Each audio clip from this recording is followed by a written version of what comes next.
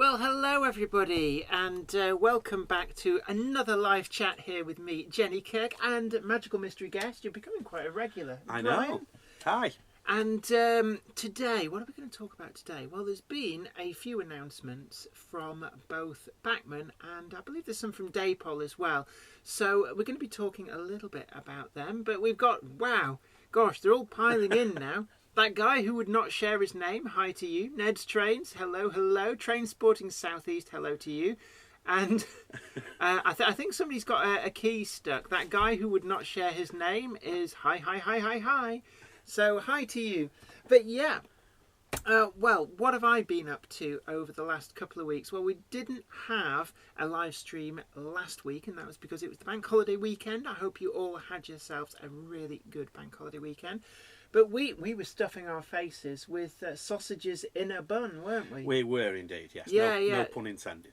Yeah, so we put up an extra video anyway, so you were covered for having an extra video for last Monday, but it wasn't a live video. So what are we going to talk about today? Well, BACHMANN have made some announcements. They're probably the biggest that you'll have heard, is that they now have the UK and Europe licence for Thomas the Tank Engine and friends.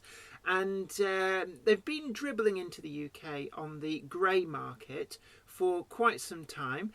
And you've been able to pick these up. I think Hereford Model Centre and certainly Cheltenham Models. I think Transport Models as well have been doing quite a line in the grey imports from America in the main. And actually they've been really favourably priced. But because of the licensing agreements, Hornby have had that licence basically since I was a little kid in the UK. But the Hornby models are a bit derided in a way because Hornby had this habit, certainly back in the 1980s, of just repurposing existing tooling for the Thomas the Tank Engine range. So we got the old LBSC railroady type model of the, I think it was the E4, got repurposed into being a Thomas. And it wasn't really a very good model, but the BACHMANN models, what I've seen of them, have actually been really good.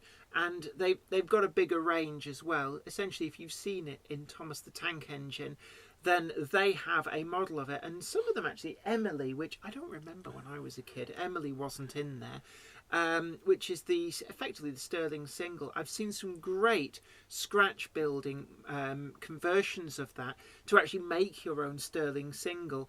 So some really good base models, and certainly the 009 Scarloey and Rheneas, which are the Talyllyn Railway Lucky Likeys, have actually been deemed to be a very good representation of the original Talyllyn locomotives that they are loosely modelled on. And a lot of people have said that you can remove the silly smiley face, put a new smokebox door on, repaint them, and they're a really good, ready-to-run 009 model. But we're just having a look in the chat room. That guy who would not share his name, I think he's finally sorted out that sticky return key. We've got Devans GWR, hello to you. Stefan Jones, hello to you. 57305 Northern Princess. Heidi hi, hody ho. Great name. Good morning, camper. I can't do Welsh. It tends to come out as Pakistani if I'm not careful. Ned's Trains. No BACHMANN Class 175. No, I think that was just a dodgy rumour. I think, to be honest, I think if I remember rightly, one of the companies that does the kits is supposed to be coming up with a really detailed one. But no, the 175. I don't know really. I mean, the thing is, the real thing is absolute rubbish to start with. So I mean, I don't know what's a model of it. Caradia units just basically just catch fire every now and again and look good with a new livery, but that's about it. Although it would be interesting to see one done, but you know, there's very little of them in real life, so we'll have to see with that one. I might be proven wrong yet, but I don't think BACHMANN will do that. Yeah, that guy who would not share his name, would you give your keyboard a bit of a slap? Because you're just filling the chat room with like hi, hi, hi, hi, hi. So I'm going to have to scroll up. So apologies to everybody else who's wondering what on earth's going on.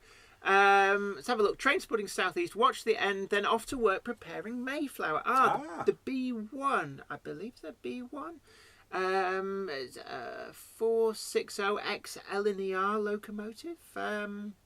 So are you be at Stewart's Lane? Would I be right in thinking that? Let's have a look. What else have we got down here? Ian Hilpus. Thomas has done a great deal of good to get kids into modelling. Yay. Yeah, actually, it's one of those things that it's always been a little bit of a rite of passage for younger modellers, and certainly I was an avid consumer of the Reverend Audrey books when I was young. I had the full set, as was, and I'm a bit of a purist. I believe that the Railway series ends with Tramway Engines, which was the last book that the Reverend actually wrote himself. I know his son Christopher took over, but I don't consider them canon. I'm a bit like that with Doctor Who as well. In my opinion, Doctor Who ends in 1989 with the Sylvester McCoy era Doctor serial of Survivor. Let's have a look. What else have we got here? Mark Rice. Hi, Jen. Dapol new tram-like wantage tramway 1846 to 1946 at Didcot. Yeah, we're going to get on to some of the Dapol stuff. Dovans GWR, have you asked about your footplate? You're having a conversation between yourselves. This is really good. I love the community feel here. New Mills Model Railway, good evening to you.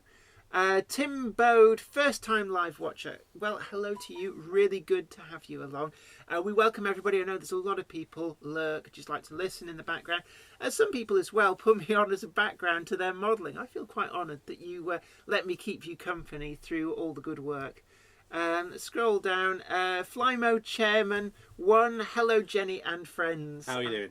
Yeah, we've got Les downstairs in the basement. We've zipped him into his rubber outfit. We've got an inflatable one this time. It looks like the after hours Teletubby. Stephen Jones. That's a conversation between yourselves. Jacob Cardenas. Hi back. Hey Jennifer. Hey to you. Good to have you along. New Mills Model Railway. I've heard earlier that Bachmann have stopped distributing to Hattons. Can't see anything about this on either website. Is it just a rumour? Ooh. It's almost an official rumour. Yeah. There's been a disagreement which seems to stem, and there's no official word on the real reason. You just have to glean what you can. But it seems to be because Hattons are making their own models from scratch. So effectively, Hattons has become a manufacturer rather than just a retailer. And I think that Bachmann have decided that they're not willing to supply effectively a rival manufacturer. And that seems to be... I know a lot of people speculated it was to do with the Class 66, but it seems to actually be more general as far as I can glean. But don't quote me on that verbatim, because I've just heard this unofficially through a Bachmann rep. Let's have a look now. Robot Monkey. Hello. Apologies if this has been discussed already. Just got here. But good news about the Bachmann London Transport Pannier. But it'd be nice if we had more underground Metropolitan Bobo stock. I agree there. Definitely. We've got the Metropolitan Vickers Bobos, the Sarah Siddons, from Helgen. A very fragile model, but a lovely model to look at. Just don't try and open it up to DCC fit it. That's my word of warning. Flymo Chairman 1, LOL, TMI, too much information? What's that? Oh, sorry, with Les, yes. Well, we've got plenty of talcum powder, so he'll squeak his way up later on. Robot Monkey, I have a few kits for dreadnoughts, but not plucked up bravery as to make are still learning. Yeah, the thing I always find about kit building, rolling stock and locomotives is that make or break for me is always in the paint finish and like lining, numbering, and I don't feel confident enough to do that justice to a model, and that's what stops me from kit building locomotives and coaching stock. Let's have a look. 57305 Northern Princess. Doctor Who Survival aired 30 years ago this December. Gosh, do we have a Whovian in the building? I remember it from when I was a kid. I watched that when it was first aired. I was actually quite an avid Doctor Who fan when I was a kid. I loved watching Doctor Who from Probably Peter Davidson. I remember some of the Peter Davidson serials quite vividly. First time round, I remember watching Two Doctors from behind the sofa. I was probably a little bit on the young side for that. But then right through Colin Baker and Sylvester McCoy. That's my childhood there. So you can actually date how old I am, probably from that. Let's have a look. What else we got? Okay, so Train Spotting South East. You've heard this from Hatton's person last week.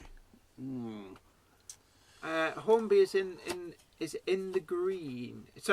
Yeah, I know they're still stocking the Hornby stuff. And incidentally, live stream today is brought to you by sake, the refined Japanese sake, Sawanotsuru.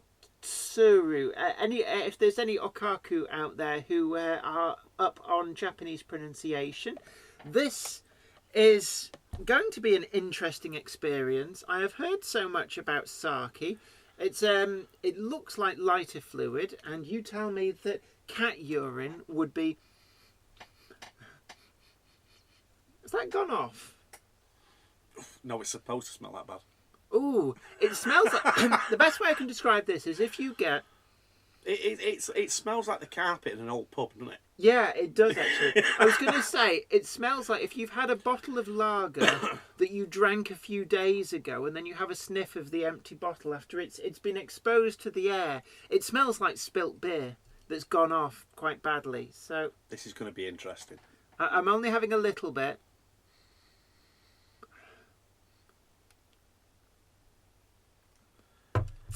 Oh! Oh! Oh! I did warn you. Oh, that is disgusting. Oh, the sake. Oh, that is not good. Oh. We shall put that back in the bottle where it deserves to live forevermore. So, if anybody wants to buy a slightly used bottle of sake, there may be one going begging here. I'm going to have to deploy the sambuca just to get the taste out of my mouth. Oh, that is rancid. There's a better idea, even though I don't do gin. Castle Junction just got rhubarb and ginger G&T at the ready. Oh, that does sound nice. Oh. You know it's bad when you need sambuca to kill the taste. Yeah, the only thing that'll put out these flames is lager, cheap Dutch lager. So, wondering which model company will come out with the Rebuild 56. Yeah, Ian. I'd have thought Hornby. No chance, because it'd be a brand new tooling for something of which is 90% the same as an old one.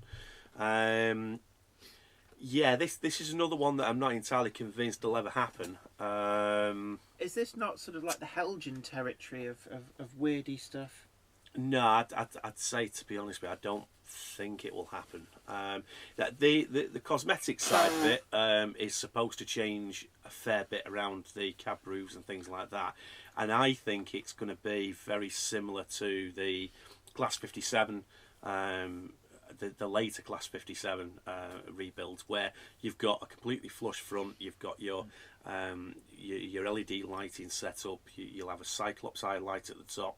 The windscreens will be changed, the window surrounds will be slightly different, and possibly more options for the couplings and things like that as well. So as far as somebody reading, I don't think that Hornby will go to that expense, but it's the kind of thing I can actually possibly see Dapol doing. Simply because of the fact that it is a niche thing in small numbers. I think Helgen's been a bit sort of ripped off with that in the past with a few different things. There's a few Helgen things that you can pick up really dirt cheap that were like supposed to be Falcon. really... Falcon. I mean, not quite as cheap as I'd like, because I wouldn't mind getting one like, but I mean, you can still pick them up for about 130 quid. What's the one that they did like a brilliant white one? Was that Kestrel? Kestrel, yeah. Now that is a really nice model, actually. I do like Lion as well. I can't remember if they did all three or not. I think they only did 2 out of 3, I think. I know they did the Class 53. Which one was that? Is that Falcon or is that... The 53 is Falcon, because that's the 3147 hybrid. Then you've got, let me see now, who did Kestrel? Kestrel was the Is that the white one? BRCW, I think. Is that the one that was exported to Russia? No, that one was. No, I thought Kestrel's English is. Electric. Yeah, sorry, Kestrel is the big one that went to the US. Sorry, the USSR. Which one was the white one then? Is that Lion? Oh, I can't remember. You'll have to remind me which is which now. Well, which was the Class 53? Because that survived long enough to get a TOPS designation. It never got the TOPS number painted on the side. But that never passed into preservation, I believe, because there was a deal with the manufacturer that when BR were finished with it, it had to be scrapped. It couldn't be sold on. Yeah. Which is a shame in a way, because that would have been an interesting one to go to the National Railway Museum. Hi, Carol. Hi to you. Lion was BRCW, Adrian Parslow. Let's have a look. Some of the comments. Hang on a minute. Let's see what Carol's put there. Evening, Jenny. Brain. Apparently your brain. Oh, everybody makes that mistake, don't worry. It's sake. Best when it's warm. Oh, okay. It's a bit like limoncello is one that if you drink limoncello at room temperature, it tastes like car antifreeze. But if you put it in the freezer until it's really cold, that is actually really nice. So actually, yeah. So maybe I should do that. I'll put one in the microwave. What temperature should we be heating this up to? I mean, it's at room temperature, but how warm does it have to be? The white one was Lion. Okay, thank you very much for that. Let's have a look. Just going to scroll it. New Mills Model Railway. That's a drink you'd need not post me. Looks interesting. It tastes like gone off beer is the best way I can describe it. Castle Junction. Sake is strong stuff. Hague Club whiskey. My Hague Club whiskey, which currently downstairs in the rubber Teletubby outfit. He likes his coffee Irish, so he's having Hague Club in his coffee. I'm just looking for the percentage on this. Although, is it really an Irish coffee with Scottish whiskey in it? Isn't it meant to be Irish whiskey? It's supposed to be like Jameson's or something. It's only 14.5%, so it's like cooking sherry. It's not that much more than wine. It's rice wine, isn't it? It's nasty. Steve Arnold, hello from the USA. Hi to you. Castle Junction, puts hairs on your chest. Haha. No, I don't need any hairs down there. Castle Junction, yummy. Train Sporting Southeast, right, kids off bed and wife working. I really want a beer, but off to work soon. Oh, save the beer. Unlucky. It's a school night.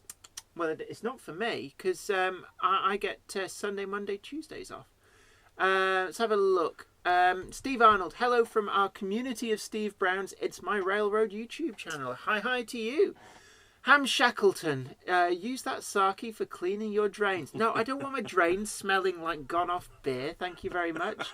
Gary Dykes, save the sake for track cleaning. Hey. Actually, yeah, that might work actually. It might leave a deposit actually, because it's only 14.5% alcohol. You really need something like 90% proof stuff. So cask strength whiskey might work, but that's a tremendous sacrilege. In fact, actually, a funny story, an interjection here. Now, that's a big word. Write it down. We'll use it more often. When I worked in local radio, one of the stations that subsequently became Tower FM, but right back in the day, in the 1990s, I can remember there being a bottle of Gordon's Export Strength Gin in the engineer's room, and we thought he was a secret drinker until we realised that late at night, when you realise that the heads on the 16-track recording thing that they used to record, used to do radio plays back in the day, when the heads needed cleaning and you were editing at 2 a.m, apparently the only thing you could get to do the job was to go down to the 24-hour garage and negotiate for a bottle of gin through the bulletproof glass. So he was using gin to clean the Studer Revox 18-track job. Let's have a look. Yeah, Lion was white, Kestrel was puke orange. The Class 53 was Falcon. Let's have a look. Brockwell Lane, they did do all three. I thought they did. Yeah, because Helgen kind of got a reputation as being the purveyors of the rarities. So that was their speciality, because they did things like the Class 5 diesel shunter. They did the Class 15, the 16, the 17. They did the 23 as well. Yes, they did. Oh, they really got bit with that. Well, it was. I'd be honest. You can pick them up for like 40 quid if you know where to look. I remember at one point Hattons was selling them for about 30 quid brand new because they couldn't get rid of them. The trouble with the 23 is it didn't look right. It looked very toy-like. There's something about the body sides. It just didn't. It looked like a toy to me. I couldn't place what it was. That was the 23. Yeah. Well, yeah, but at the same time, the real thing looked a little bit like that as well. I mean, the recreation one that's coming along at Barrow Hill. Mm. Do you think that'll revitalise the market for the Helgen 23? Well, I hope for Helgen's sake it does. Put it that way. But no, it's rather strange. I mean, I'm Class 37 enthusiast, 37 basher. I've got 50,000 miles just travelling just behind the ETH 37/4s, and mind the rest of them. And yeah, so for me, cutting up one of my favourite 37s to make a baby Deltic just seems a little bit sacrilege to me. But it's coming along quite well, and it looks quite good as well. So time will tell, I suppose. Right, let's have a look. Flymo Chairman 1, an odd question, one I should probably know already. Can I get tubes or tins of modelling glue via postage? I don't have a local stockist. Any postal restrictions in general? Right, I do know that under a certain amount you can get posted through Royal Mail, but it will only go to like your main post office, and you have to collect it from there, and it has to be under a certain amount. You'll have to look up on the Royal Mail website, would be your best starting point to tell you what you can and can't. Certain things such as aerosol cans, I don't believe that they are allowed anymore to post through the No, you mail. have to use an actual courier for that. I've had large amounts of PVA delivered in the past, and they've had to come by courier as well because of the size of them. But when you order these things online, if they're available to buy online, then it's the retailer's responsibility to find a way to get it to you. So yeah, so the postage will reflect how they're getting it to you. And obviously they'll know that, otherwise they wouldn't sell it to you. So, but one thing I would say to you is PVA glue. Think laterally. Hobbycraft definitely stock PVA glue in measly little containers, but you can get it at a pinch from there. It's not the cheapest, but it is available. Also, I've been getting PVA glue from the Range that do have outlets dotted all up and down the country. And it's actually the cheapest outlet by far. It's cheaper even than the likes of B&Q. I think I paid £10 for 5 litres. In terms of glues, super glue and Bostik, things like that, you can get from any supermarket. Even down to smaller corner shops will stock glues like that. So even if you've not got a local model shop, you can still pick up the glues that you need if you look around for the shops that are in your vicinity. Let's have a look. how are you doing there, Wolfie? Paul Shepherd, Bushmills whiskey. I've never been a big fan of Bushmills. I love that stuff. It's right. really nice. Carol Taylor, it doubles once warmed up sake. Ah, right, yeah. Oh. Carol Taylor becomes 28% once warmed up. Okay. Castle Junction, a good excuse for a midnight drink, yeah. Steve Arnold, you've posted a link to your YouTube channel. Oh, we'll have one link for the day. So let's. Spinning beach ball of doom. Bloomin' Mac. Right, we'll come back to that. Wolfie Wolf, hi Jenny, hi Brian. Hope you're both well. Well, I'm well. Yeah, I'm pretty good. Can't complain. Yeah, drinking your way through my Hague whiskey. It must be nice. Oh yes. Right. I have a feeling that. Oh no! Oh, it's YouTube. Right. Technical. Chat with Brian for a bit. There you go. Just picking off random there. Why do Class 40s Buffer B chassis mounted instead of frame mounted? Well, I've asked this question myself a few times, and basically, from what I can tell, and I might be wrong on this, I'm no expert with 40s, but I think it's actually to do with the very front axles. Obviously, they're quite lightweight for the size compared to what's pushing and pulling at them. And yeah, I believe it's to do with that. It's about balancing out weight and things like that, and making sure that those freewheeling bogies at either end don't derail as much. But at the same time, the weight distribution didn't really work, because anybody that was around when Class 40s were around mainstream on the main line will know that, of course, they did derail quite often through the same issue. So, yeah, bit of a design flaw, but given just how good what you call it Class 40s worth, it will forgive them a little bit for that. Right, just hold on a moment. Steve Yeah. Arnold, I believe, is this your channel? Just having a look there.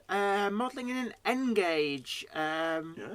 Looking nice. You've got quite a complex looking layout there. There's a lot of, I presume you're using Woodland Scenics risers and stuff. Great product, actually, to be honest. Yeah, great product, I have to say. I'm a fairly new convert to the world of Woodland Scenics, but I've not found a dud yet in amongst their product range. And there's some really useful stuff, primarily aimed to the US market, but they've started to appear over here in the UK, and no doubt in other territories around the world. And they couldn't make things easier if they tried for modelers. And certainly if, as a modeler, you've been put off maybe taking on a scenery building task because you think, oh, it's a bit out of my league, have a look through the Woodland Scenics catalogue, because they've got so many different things that makes building of these things within everybody's range. Let's have a look. Steve Arnold. Steve Brown had Kathy Millett as a guest interview this last Saturday morning. Is this on What's Neat This Week? I know I've been invited on to What's Neat This Week. I'm currently in the process of trying to communicate through emails. I think Steve Arnold, yes. Basically, at the moment, I think it's Ken Peterson's been in touch, so I may be getting interviewed at some point. Certainly, I'd love to go on that podcast. It's certainly one that I've been aware of for quite some while, and I know that Kathy Millett, she's very big in modelling North American outline stuff. She's big in the NMRA, is it NMRA? National Model Railroad Association. Yeah. So she certainly does a lot with them. But I've always found over the years that actually US outline stuff, I've always been quite attracted to the modelling techniques, because whereas in the UK for a great many years, great many decades, I think a lot of the modelling's become very stilted. When you look at the same techniques in Railway Modeller year in, year out, there's almost been a stagnation until comparatively recently in what the mainstream is pushing out there. But in America, you've been very good to embrace new techniques. And for a long time, actually, I subscribed to a magazine called Continental Modeller, which, despite the name, featured a lot of North American outline stuff. And I was always very, very interested in the techniques for making the scenery. I thought there was some amazing scenery techniques going on there. And I know that Kathy Millett has, on her YouTube channel, done an awful lot to do like how-to, shows you how videos on how to do some of these amazing techniques.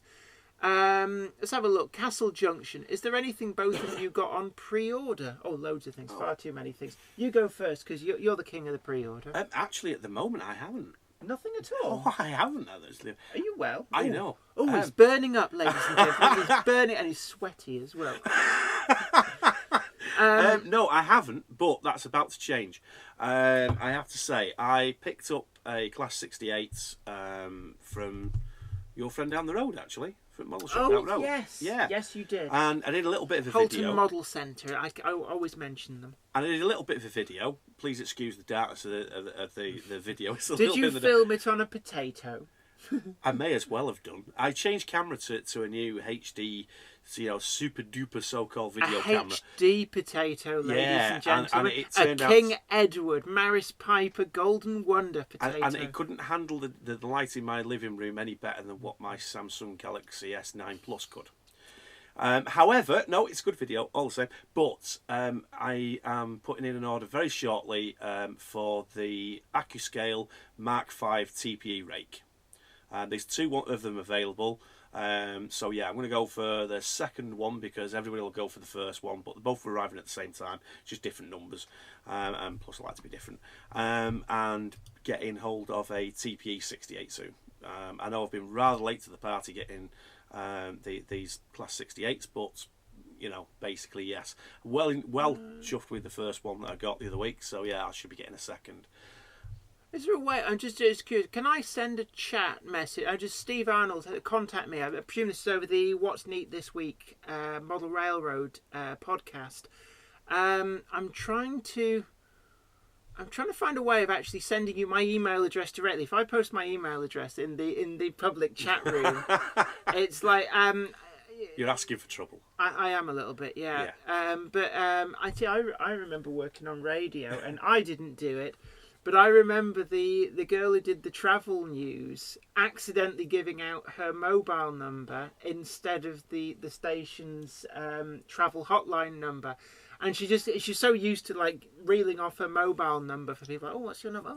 Oh, and she accidentally gave it out and didn't realise at the time. So it went out. DJ wasn't, they had half an ear to the next track they were queuing, so they didn't notice. And then her phone just rang off the hook with people ringing in, going, hello, I love you. It's then time to call your provider and say, oh, sorry, I really need to change my mobile number. But yeah, Steve, don't do that. I'm trying to see if there's an option here to like private message in the chat, but it doesn't appear to on my YouTube, right. I need to. Just to go back there. If you go back, say, where's he gone? There it is. Transporting Southeast. Yeah, well done for having a bit of a shopping spree there. It's always nice to see that somebody's been out there and got a couple of bargains. So yeah, I did pick up on that. I was just getting round to mentioning that. And let's have a look. You're welcome about the postal advice. If you were to go to B&Q, I don't know, you might not get it. I think that if you're going to go into a store to buy it, then my advice will be to try B&M's and the Range. They both stock it. At the end of the day, it's more of an art product rather than a DIY product. So yeah, I would do that if you've got if you've got anything like what's that? The Works, that's it. The one you usually get in shopping centres. If you're struggling, you can't get anywhere else, then yeah, I would definitely consider that. It'll be in smaller tubs, but if it's that or nothing, then you've always got that to fall back on. I think the Range, I think it was it the Range you went and got them from? The Range does the PVA, yeah. And they're probably about the most inexpensive that we've seen. But be warned about the Range, is that they say they've got things in stock and you turn up and they really haven't. Yeah. So be prepared for that possibility, and them ordering things in usually takes a couple of weeks. Yeah, I had this myself with a coffee table from them. So how do I send a message through YouTube? I can't find an option. I don't think you can. I've never seen the link for doing it anyway. Right, Facebook, Steve. I just you keep talking. I'm going to be careful here. I don't want to then put my Facebook up on because there are 2 Facebook pages. There is the Jennifer Kirk, writer, author, and broadcaster, and then there is the Jennifer Kirk, the one that I use to communicate with Mum and Dad and exes from university. Oh yeah. Well, you know what I mean. It's like, for example, I know you roll your eyes and go, "Ooh, la-di-da," but Dick Strawbridge has a public Facebook thing, and then there's the private one, which I am friended on.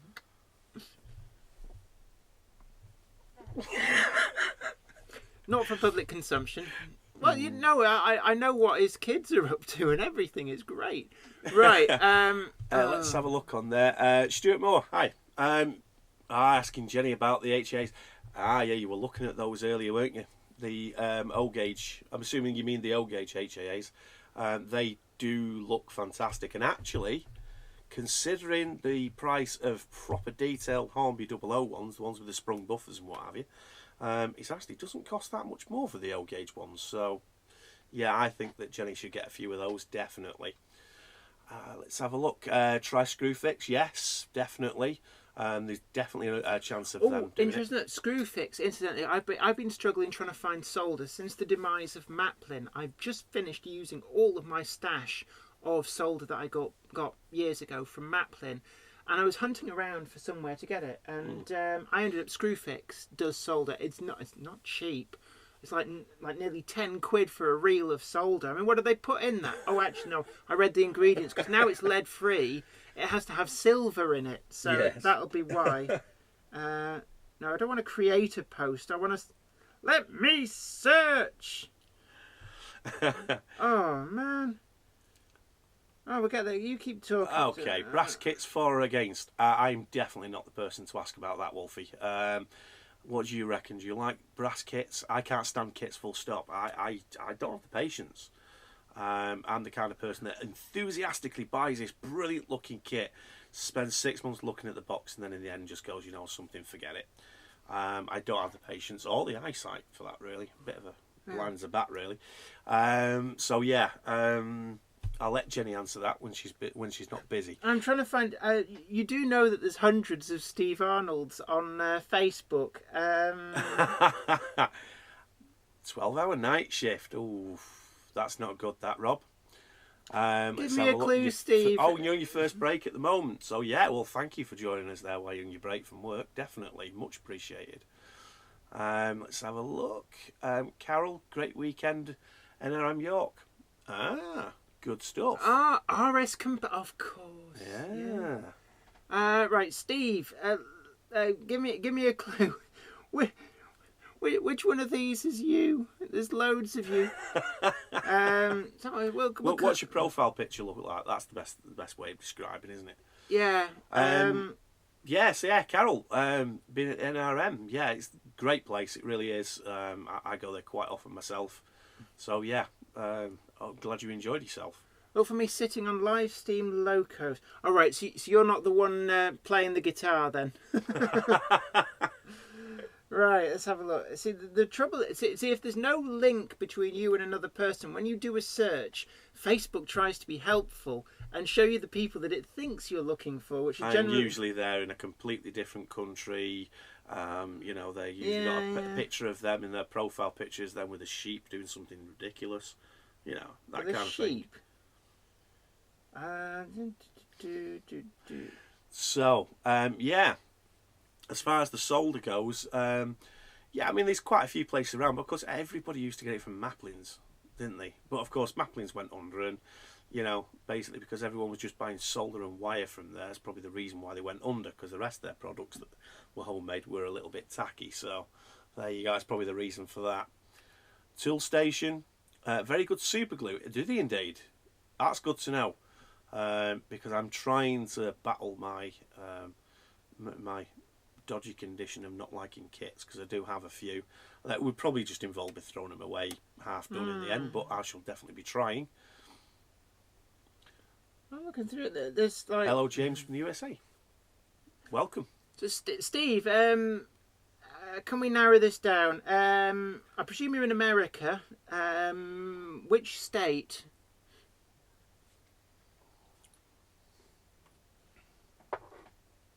Oh, is it? Who's James? James Wareham. Oh yeah, pound shops. Oh, I never thought about that. Things like Pound World, Pound Empire. Oregon. Right. Okay. Okay. Oregon. Oh, come on. We'll get there in the end. Don't worry. Even if I have to look through every Steve Arnold in the world. Is that the product numbers there that you're sharing there, James? Let's have a look. £2.63 for 50 grams. Well, it's definitely not tobacco, definitely. What are you talking You about? can add another £21 to that. So, Carol, you require help for a 90 degrees turnouts for... Oh, right, okay. Chatham Docks. Okay. 90 degree turnouts. 90-degree that's like a right angle. Wait, a 90-degree turnout. Yeah, quite difficult depending on the amount of space that you've got to make that 90 degrees. If it's only a short amount, then yeah, it's going to be like a radius 1 curve off a radius 1 point, isn't it? That'll be easiest done with set track rather than just trim it down. Well, you can do it with Streamline, but it depends on what you're planning on actually running over it. You can get, depending if you're using very short 4-wheeled locomotives, things like the Hornby Packet or the Hatton's Andrew Barclay, that will actually go around some pretty tight corners. But you need to be very careful. You start to get into the realms where you need to do what they call gauge widening, which is how the real railways get locomotives and stock around really tight, like dockside type curves. And that's where the gauge between the railheads widens out ever so slightly to allow the locomotive and the stock to go round. But really, you're looking at, if you're going to do that in Streamline, I think I managed to get a 180-degree corner within 12 inches in Dapol that a Hornby X Dapol Lancashire and Yorkshire pug would go round and would pull a BACHMANN 16-ton mineral, but you had to go very slow, and it's just not recommended because you start to get problems with buffer locking. Now, Steve Arnold, probably the best bet is if you find my page on Facebook and send me a message, because I'm really struggling to find your profile. So if you search for Jennifer E. Kirk, if I bring it up, oh wait a minute, is that? Oh no, that's my personal one. Oh God, no. No, I need pages. I get there in the end. Groups, is that? Public groups. Oh, for goodness sake. Well, I mean, if it's stuff that's only in dockyards there, Carol, then yeah, you should be okay with doing that. But of course, you are going to have to be really careful with it though, and make sure that there's not too much strain on the axles of what you're going to run round there. Well, it's not just that.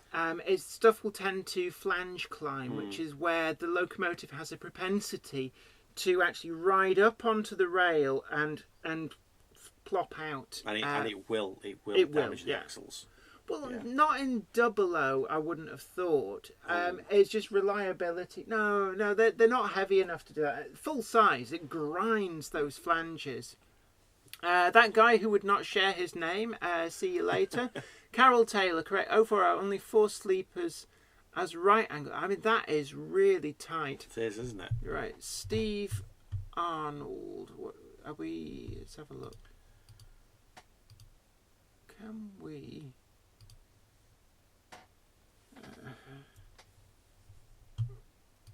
Come on. Oh, no. Oh, dear. I've just broken the live chat. How do I go back? There's no back button. There really is no back button. Where's my chat? Bear with us, folks. Normal service will resume very shortly. You have to kill that page and come up with it all over again. That is a major issue with just... yeah. Oh, interesting. Online Maplin is not the Maplin of the shops. They just took over the name. That is interesting to know. Yeah, because I thought that they were, still part of the same company, but obviously not. I suppose a little bit like Woolworths, though, isn't it? Because Woolworths, it's still quite big in the US, aren't they, online? I know they're still okay, still online in this country, but in the US they're actually quite big. Right. I'm determined to find this Facebook page, I have to be honest. Right. Let's see. It's become a mission talk about Thomas the Tank Engine, would you? Because that's what we came here for. Yeah, that's very true. I have mixed feelings about this. I'll be perfectly honest with you. I kind of agree in one way that, you know, it is about time that the Thomas thing had a bit of an update. And let's face it, you know, Hornby's never going to do that anyway, even if they did keep the franchise. However, I get a little bit worried that BACHMANN might overcompensate and come up with kind of cheap but very well detailed models that I'd be really annoyed at seeing kids destroy. I might be wrong on this, might not happen, but it is a concern, really, to be honest with you. I think it's good that it's getting kids involved, but let's face it, the majority of Thomas the Tank Engine stuff ends up at the bottom of a toy box crushed. Well, no, I wouldn't say that. I mean, I think some of them, it's very, very good for... let's have a look. Santa Fe Railroad, Union Pacific Railroad. Yeah, okay. But none sat on top of the locomotive. So what do you guys think about that anyway, with BACHMANN taking over the Thomas the Tank Engine franchise? I think it'll be good in some ways, but, you know, the concern for me is down to the price of, you know, the average things that, you know, that BACHMANN are asking nowadays. The price is absolutely ridiculous. So, yeah. Discuss. Who here thinks that Hornby should re-release the Caledonian single-wheeler? I think that's going to be one for you as well, I think. The what now? Hornby re-release the Caledonian single-wheel. I thought they already had done. It's announced in the catalogue. No, it was the Dean Achilles single... the 422. The Caledonian single, see, they're a bit long in the tooth. They're former Triang models, so they have been in and out of the catalogue, so they're not difficult to find, it has to be said. I think they're screaming out for retooling, and especially in light that Rapido Trains have managed to do the Sterling single, and also, you know, BACHMANN have done Emily from the Thomas the Tank Engine range, which is no mean feat because she's based loosely on a Sterling single. So I think that it's one that's sort of a little bit of an open goal maybe for a retooled locomotive. Melchester Model Railway. Hi Jenny, have you seen the new model by Rapido? The J70 tram. That is one that they're doing for Model Rail, I believe. It's the locomotive that Toby the Tram Engine was based on, the J70 tram locomotives that work the Wisbech and Upwell Railway, I think is most famous for. 57305 Northern Princess. I'd just like to pray to Rassilon that Hoovian in the house, that BACHMANN bring the Thomas 009 range to the UK. Yes, they will. Mark Rice, Hornby, I hope it don't make them bust. Well, I don't think that... I think the reason that Hornby have dropped the Thomas the Tank Engine range is because I think it's owned by Mattel now. There's such demands on doing it in a certain way. Hornby kind of got grandfather rights on producing the crappy 80s models. And I suspect that now it's reached a point where they're basically being told to keep the license, you need to retool and have models that look like it, the TV series and the books. I can come up with something with this, though, seriously. The relicensing fee for Hornby apparently was far too expensive for them to warrant paying it. Well, I spoke to BACHMANN and I did ask them about the buying the Hornby license, the Thomas the Tank Engine license, and they said it was very expensive, but they already had the models they could just make. There was no development costs in it, and they believed that the sales were enough to justify the expense. Yeah. Carol Taylor, thanks for the advice on the CDUs. You're welcome. AR Productions, a question for Jenny. What is your favourite heritage railway? Favourite heritage railway? I follow quite avidly both the Bluebell Railway and the Great Central Railway. Do like both of those, but also East Lancs Railway. It's a local railway, which is pretty good. In terms of a favourite, I'd probably have to say Great Central Railway. Which one? Main one or North?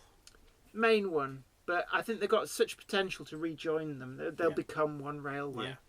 Yeah. Mark Wilson, Jenny, have you tried your hand at N-Gauge? No, I've run an N-Gauge exhibition layout for a friend, and I didn't really get on well with it. Too small in my liking. I wouldn't like to model it myself.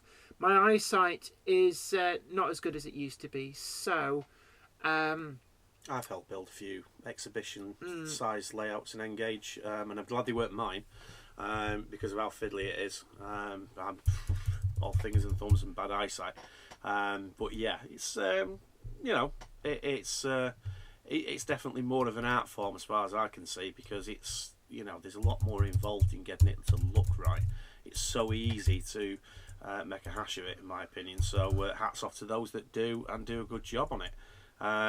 Given the limited space that I've got with Northcote, and to be perfectly honest with you, I've considered it 2 or 3 times, and I think the only reason why I haven't gone over to N-Gauge so far is simply down to the fact that it'd be an absolute, nightmare at the moment to get rid of everything that I've got and start again.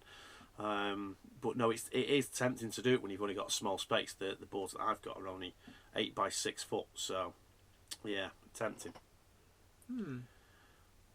So I'm still on my mission. And I've got as far as I found the It's My Railroad page, which for some reason my iPhone has decided it doesn't want to show me. Like, no, you weren't. Looking for that. Oh, come on! It's on the screen, silly. But anyway, you could send a message through that page. Yeah, but this computer's logged in as somebody else. Fair enough. I don't want to mess with it. Come on. Yes. Yes. We're getting there. Steve, are we on the right tracks here? That's got to be the right one. It's got to be. Right. Now. Right. How do I send a message? I'm not very techno-literate. Type my own message. Oh, just... I'm being thwarted by No! Where's it gone? Oh my god. How do I... Mark Wilson, he's asking what's happened to the alcohol tonight. It's... Yeah, you haven't really drank that much. I think we should... I think we should let the gimp out in time to bring up the Hay Club. Can choose an option or type your own message. Yeah. Why doesn't it let me... oh, right. Is it doing it now? Yeah. Oh, right, okay. Where's it gone? Right. Apparently I've sent you a message, but... Dartware. What's that? Former station with no name. Dartware. Oh, hello. You're switching from N to 00. Eyesight is everything. Yeah, I have to admit, it is one of my considerations when thinking of such a balmy move over to N-Gauge. I have to admit. Devan's GWR, how to tech with Jennifer. It's like, should we just put... Anybody want a drink? I'll pour it into the keyboard. You can all have a drink. Transporting South East. You've been complaining all night that you need to go to work soon. What time do you start? I'm starting to think he's glued to the he's only telling us this for the sympathy vote. I think the he's got Monday the night off, Club really. with Jenny. You just can't tear yourself away. Oh, this is sickly. I need. Stuart Mill. No. I really don't think that Jenny will ever get a Class 56 or 58, despite the fact that Class 56s date back quite a long time. 56s, I could see myself getting a 56 in rail blue. Just rail blue. Yeah, Large logo? Would you go as far as large I don't logo? like large logo. Really? Well, Well, yeah. Rail Blue's a winner. Colin Williams, hi to you. Okay, James Carroll looks as though Jenny has already had a few pints. What are you saying? You're saying I look lived in? Steve Arnold, we'll figure it out. I'm going to contact Steve Brown. That's his It's My Railroad channel.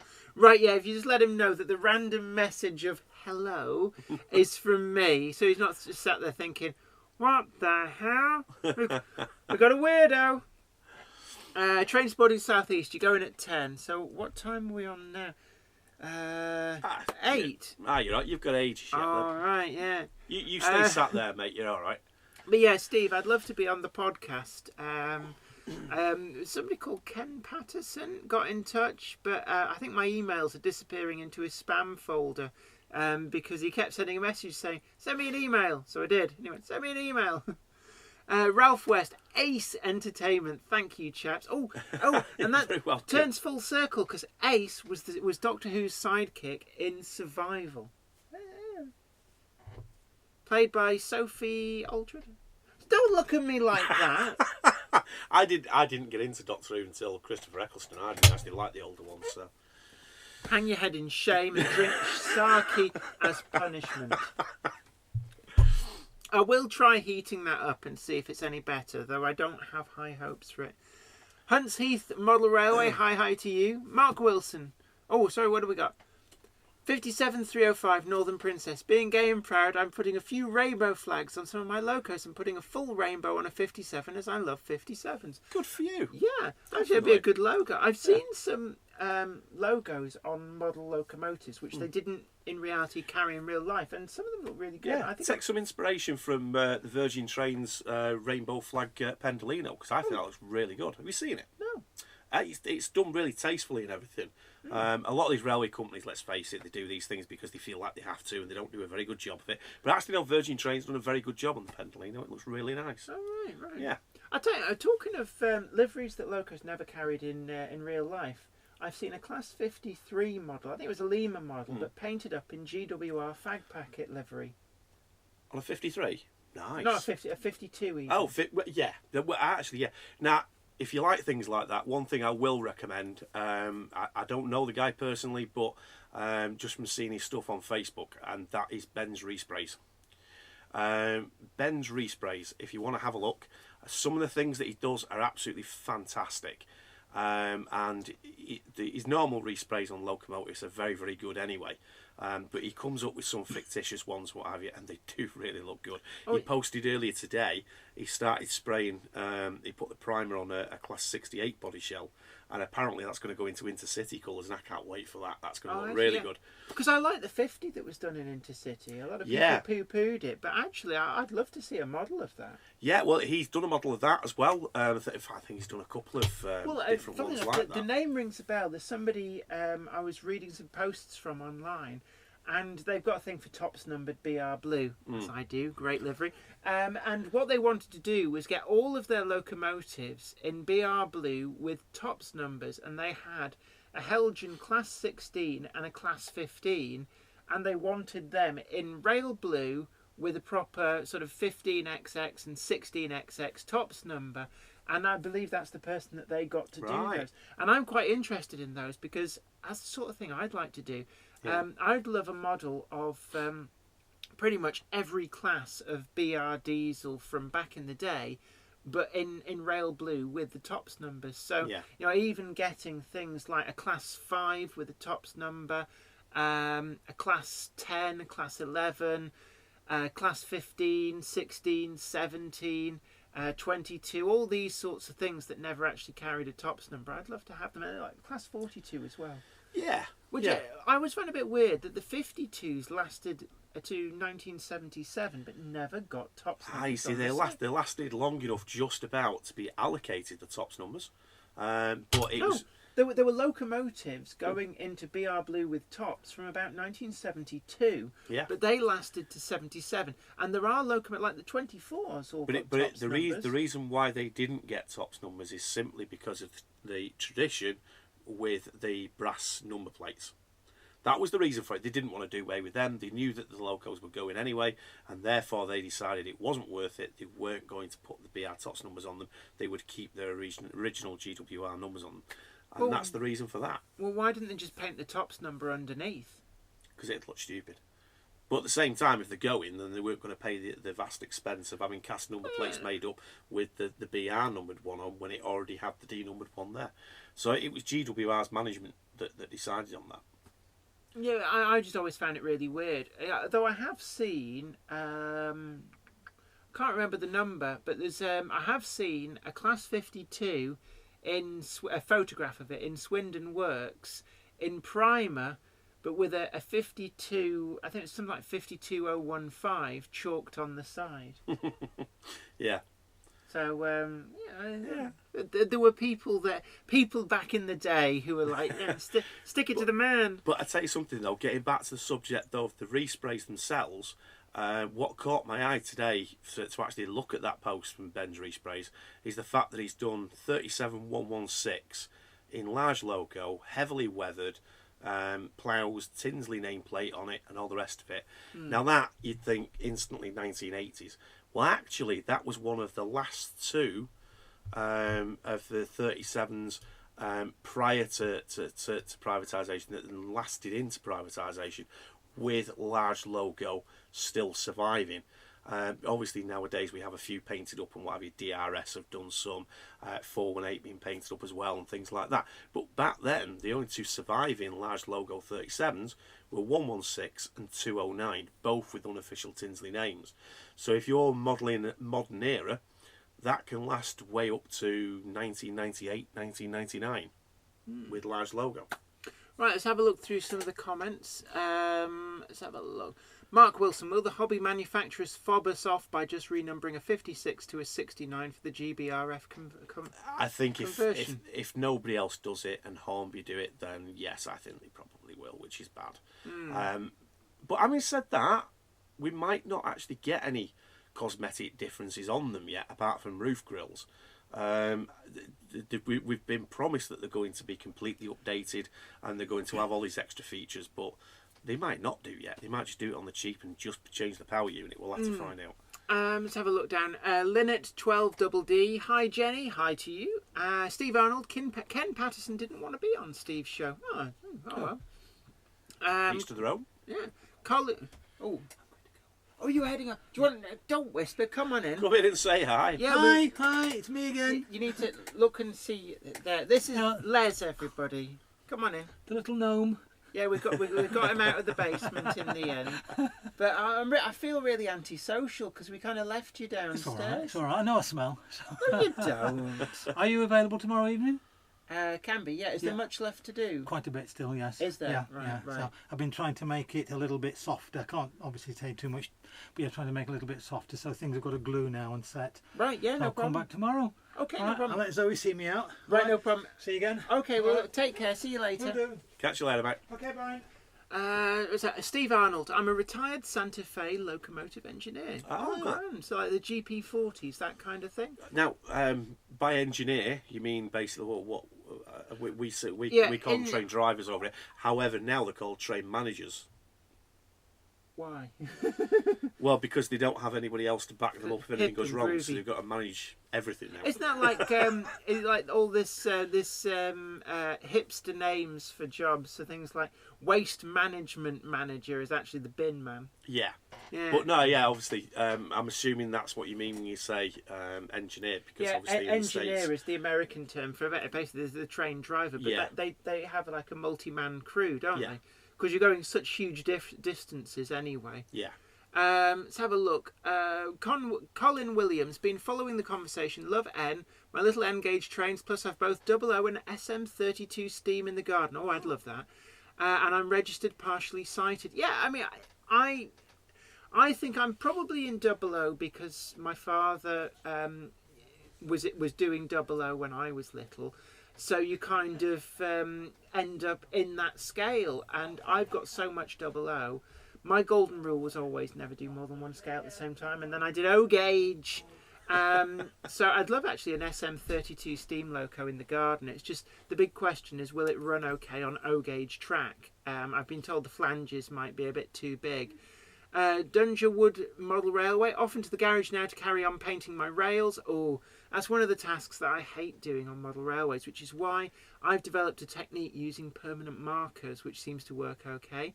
So you're going to watching, but no more commenting. Okay, no problem. Train sporting southeast. Right, going to the loft. I've had enough of looking at wine and beer in the fridge. Yeah, I know that feeling. Let's have a look. Brockwell Lane. When I was a kid on holiday in USA, a Santa Fe engineer let me in the cab of a Jeep. Will always remember it. Yeah, because they're quite roomy. Because the loading gauge is so much bigger, so they dwarf UK locomotives. I've seen a picture of a 66 next to something like a GP40, and the 66 looks like a miniature ride-on locomotive. Well, bearing in mind when the 66s were being built, and the amount of them that were being taken out of the factory on lower loaders instead of actually on the track themselves. And there wasn't that much height difference of them on top of a wagon. Well, I've seen, I think it's Dwight D. Eisenhower, the A4 Pacific, being transported to the port to then be shipped to the UK for the great gathering of the 6 surviving A4 Pacifics. And it looks like a toy on a flat wagon on an American train. Mark Wilson, chips please. Oh yeah, I'll have gravy on mine. Flymo Chairman 1, I've got a green Gronk. I've got one of them as well. Gronks are great.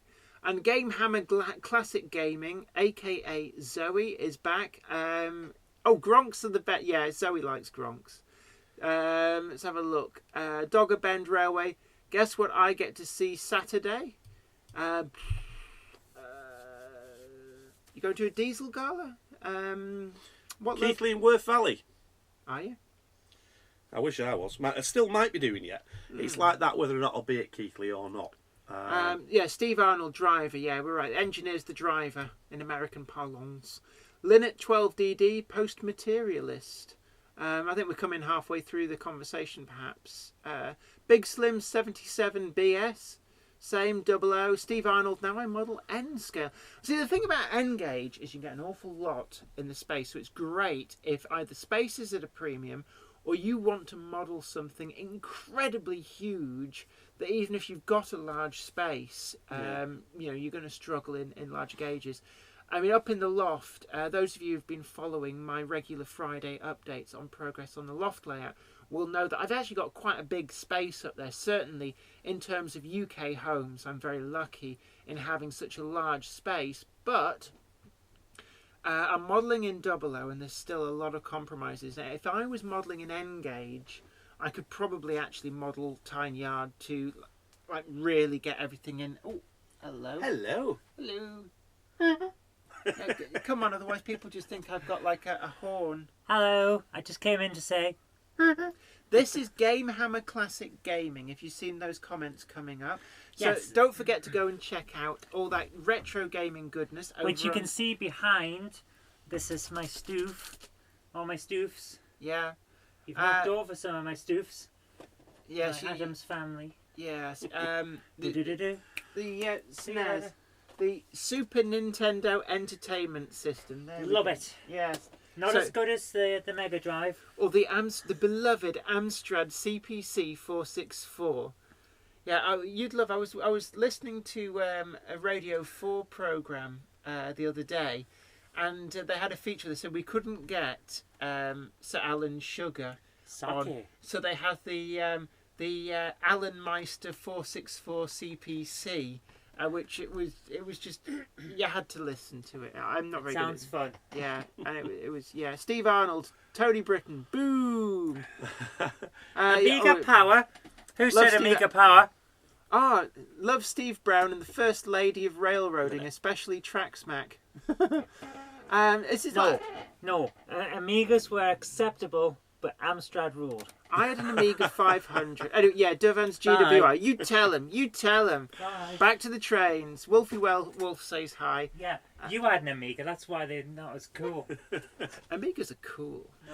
Matt Wilson. Yeah, you're about recreating a full-size... Oh, Pullman loco. You mean from the Midland Pullman and the Great Western Pullman? I think that would be a fantastic idea. Well, there seems to be a bit of a craze for doing that kind of thing. And then you said, do you remember the loco that they dropped at Newport Docks? I do it was a indeed. Class 70. There is video on YouTube of what is 70012. So nobody has haulage behind that one. Did they reuse the number? No. So No. 70012 has never turned a wheel on UK metals because they dropped it on the docks. What happened to it?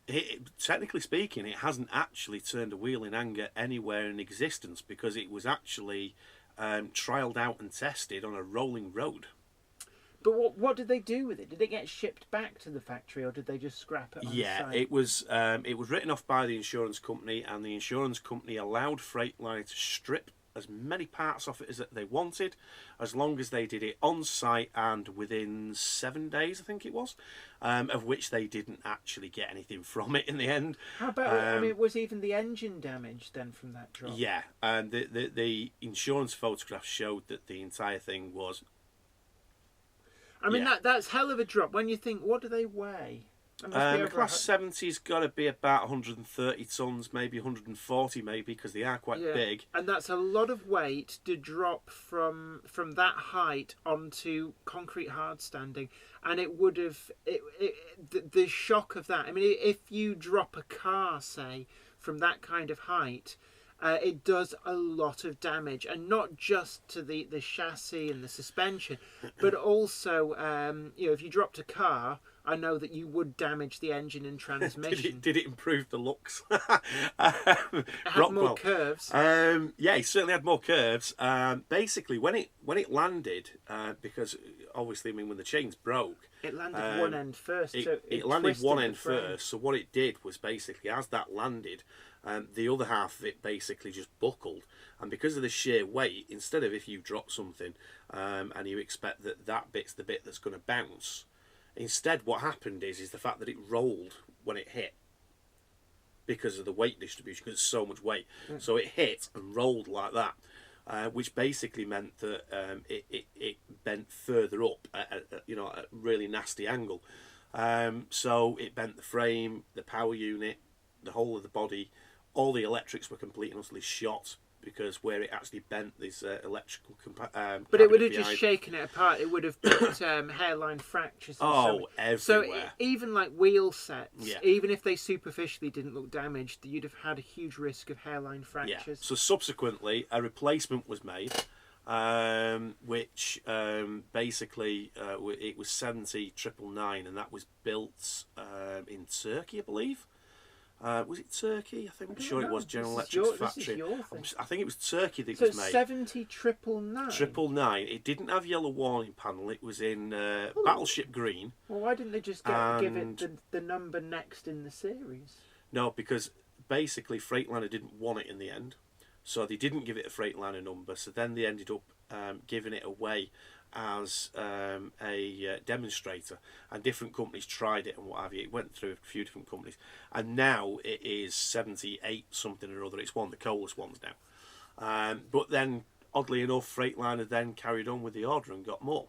But now, because of the fact they're not very fuel efficient, they drink fuel like I drink whiskey.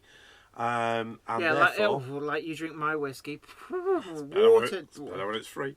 So, because of that, most of them are actually laid up stored. Most of the Freightliner Class 70s, about a dozen of them in Leeds.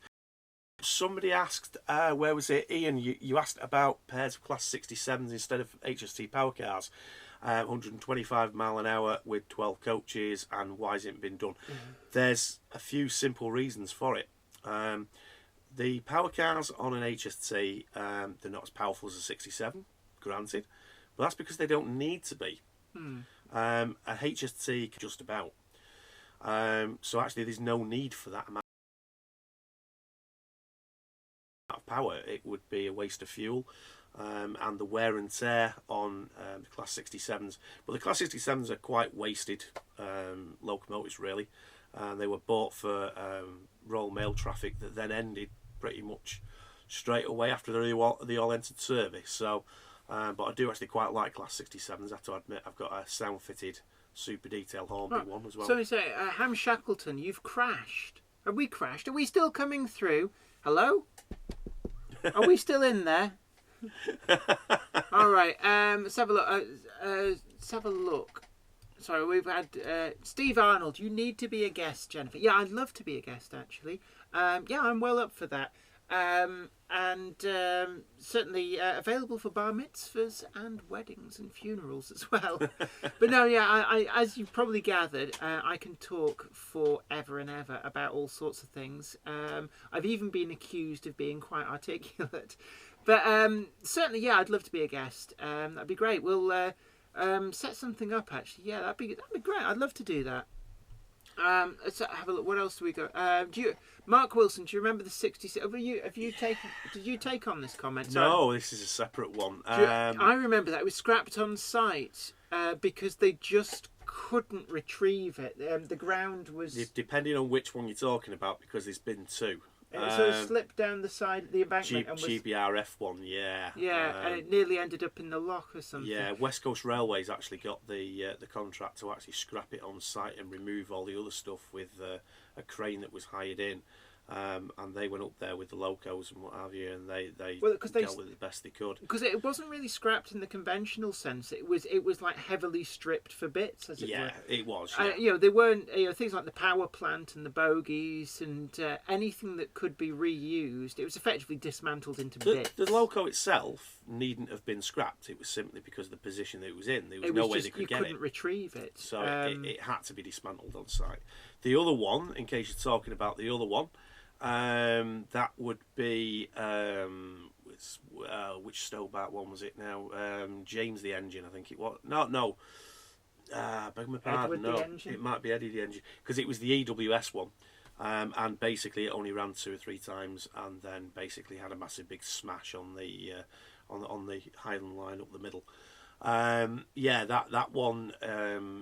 I don't know if that's been cut up yet or whether it's still at Totem. It was up for sale not long ago, 66048. It was completely stripped down of parts, but they got it back to Totem. Yeah, it was a bit of a jinx, that was, for them. They won the contracts, painted up the 92, painted up the 66. And the 66, I believe, had actually only done one revenue earning run the night before. Really? Its new coat of paint, and then smashed it up the next day. Gosh. So yeah. I remember seeing, was it the Freightliner 66 that was in the Great Heck crash? Yeah. That was at was it Crew Works or somewhere like that? Yeah, it was. I went to the Open Air Crew Works where we were all told basically don't take any photographs. It was covered over with tarpaulin anyway, but no, that was a really tragic one. That one was. Yeah, I knew the driver. I did a few route learning films for Freightliner, and I spoke to him, been in his cab a couple of times. Really lovely guy. Yeah, so. But yeah, so yeah, these things do happen, right? But that's the railways for you. It's a dangerous industry. Right, let's have a look. So I'm just trying to get back down to, where are we? Do we keep crashing? There's it. Mark Rice, sorry Jen, you crashed in Oxford. Tony Britton, all back okay. Ian Hilpus, yes, loud and clear. Big Slim 77BS, pause and play, sorted it. So that suggests it was a YouTube issue. I can only say, I mean... actually, that explains... They weren't doing very good late last night either, YouTube. When I was uploading my latest vid, it took 2 attempts. Sometimes that happens if there can be a denial of service attack or something. Or maybe there's just lots of people watching porn in the local area, taking all the bandwidth. Rich Corral, having a good day, Jenny? Yeah, I am actually. Yourself? 57305 Northern Princess, 66048. Is that Longport? Is that one? Okay. So would that be then that the company at what is it, EMD or whatever it is, Longport, have they bought the shell? There's nothing left retrievable out of it, even all the dials and everything out the cabs have gone. So yeah, there's nothing left retrievable on it, but.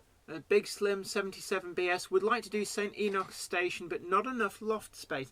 Yeah, that's always the thing. And the thing about railway modelling is about how you trim down a prototype in model form, but still keep the ethos of it. And certainly when I did my shed layout, which is Bolton Trinity Road, I wanted to build Bolton Trinity Street Station, but there was just no way I had enough room. I could have technically built, if I'd have built that in the loft, I could have built it properly. There's enough space up there, but certainly in the shed, that was just not happening. But now I'm building Tine Yard. It's not Tine Yard. I've called it Weir Yard because I've had to change so much and slim so much. I think the real Tine Yard at some point is about... probably the length of this street in 00 scale. Probably, yeah. It's about 30 or 40 tracks wide at some point. Yeah. And there's no way... I think at most... I've probably got about 15 tracks wide at one point, and it's a lot of track, as you well know, because I keep moaning about how much track. You would have loved it on Saturday though on that rail tour. Oh, why? Did somebody bring lots of boxes of Pico track? No, but just because of the different views that we had of a couple of freight yards, things that you don't normally see. I was on the Gurrock Growler on Saturday, and we were going through Kingmore, and we went right the way around the back next to the timber yard, and then over the bridge. And then back down to the main line, and then also probably be the last rail tour as well, or the last passengers to for whatever reason go through Falkirk Yard before that gets ripped up. Steve Arnold's back. It must be a YouTube thing. A lot of people have said that it's crashed. I'm assuming that I don't. Maybe there's like a gap in the feed. When I watch the video back, what are we up to now? An hour and 20 minutes. Not that long, really, for it to start. I don't know. Yeah. We, as far as I can tell, down here we got the network switch, and it's never stopped flashing. So I'd be interested in actually seeing whether the actual main feed that YouTube has recorded, whether there's a pause on that. Which would imply that maybe if it does pause, it would imply the problems with my ISP. Brockwell Lane, Class 59's been around since the 1980s, still more powerful than 66. Yeah, I can explain that. It's quite simple, really. Emissions? No. Basically, just say, for instance, that you really want a BMW for your new car. Right. And you go to the showroom and you think, I'm only going to have this one, you know what I mean? I'm going to make sure I get a decent one. And you buy an M3. Right. That's a 59. Or you go to them and you go, something, I need a fleet of these damn things. I need them as cheap as possible. That's a 66. That's the difference between the two, because EWS, they needed 250 of them, and that then became the standard that they then started selling cheap everywhere else. So the 59 is like the gold-plated one, and the 66 is the budget model. Exactly, yeah. So actually the Class 66, as we know it, didn't even exist before EWS put in an order for these 59s, and they said, something, we need them cheap, and they came up with that particular type of loco to fit around the Class 59 design, because that was the only design they had at the time that would fit a European loading gauge. So the 59's built for any other country? No, but 003 spent quite a lot of years in Germany. On hire to them, and then that was returned, and GBRF have bought it since. All the other 59s, the O's and the 1s have remained with Mendip, and then the 2s, of course, that were for National Power, that are now EWS, and yeah, they get passed around quite a fair bit. Every time EWS or DB Schenker come up with a new freight stream that needs, a lot of torque, so to speak, it's like, better either give them a 60 or a 59. Don't give them a 66. So I thought they belonged to Foster Yeoman originally. Well, yeah, the Yeoman Group consists of quite a few different companies, and the guy that's in charge of the transportation for both the original two companies of Foster Yeoman and ARC, it's all part of Mendip Rail. Right. So yeah. And why did they go for 59s in the first place? What were they just not happy with the power that? Well, they wanted to buy their own locos instead of hiring in British Rail ones, and the only thing they had on offer were Class 58s, which can't pull the skin off a rice pudding. So BR actually offered them 58s for sale, and they went... No, they didn't even ask, because they knew what Class 58s were like. Right, and were there no UK loco builders that tendered for? Not really, no. I mean, they didn't even put it out to UK builders, I don't think. But the fact of the matter is, what was being built in this country at the time just wasn't sufficient. Yeah, the bad old days, the British Leyland era of British manufacturing. Yeah. Let's have a look. Rich Coral, hi. Have you reviewed the Hall class? Was there a new Hall out? No, I haven't reviewed it. I didn't know whether there was a new one out. I've done a box opening and review video on the Saint class, which is very similar to the Castle class. And I've also done the King class. I did the new Hornby model, which is a really good model. Actually, the Saint is a really good model as well. Yeah. He's glazing over because he doesn't do steam. I don't, but I just noticed, and I do apologise. I see I'm taking over, but there's a lot of modern image questions. Will they ever see a Class 58 running again? Yes. In 2 or 3 months' time, you need to be up at Peak Forest, and you will find 258s running. Who's running them? They're basically kind of preserved, private owned, for hire, that kind of thing. But yes, 58023 will be the first one to be put back in traffic, and that will be at, is it 023? Actually, I'm not sure. Actually, 58s is a bit too modern for me. Bit too modern. They were built in 1984. Yeah, too modern for me.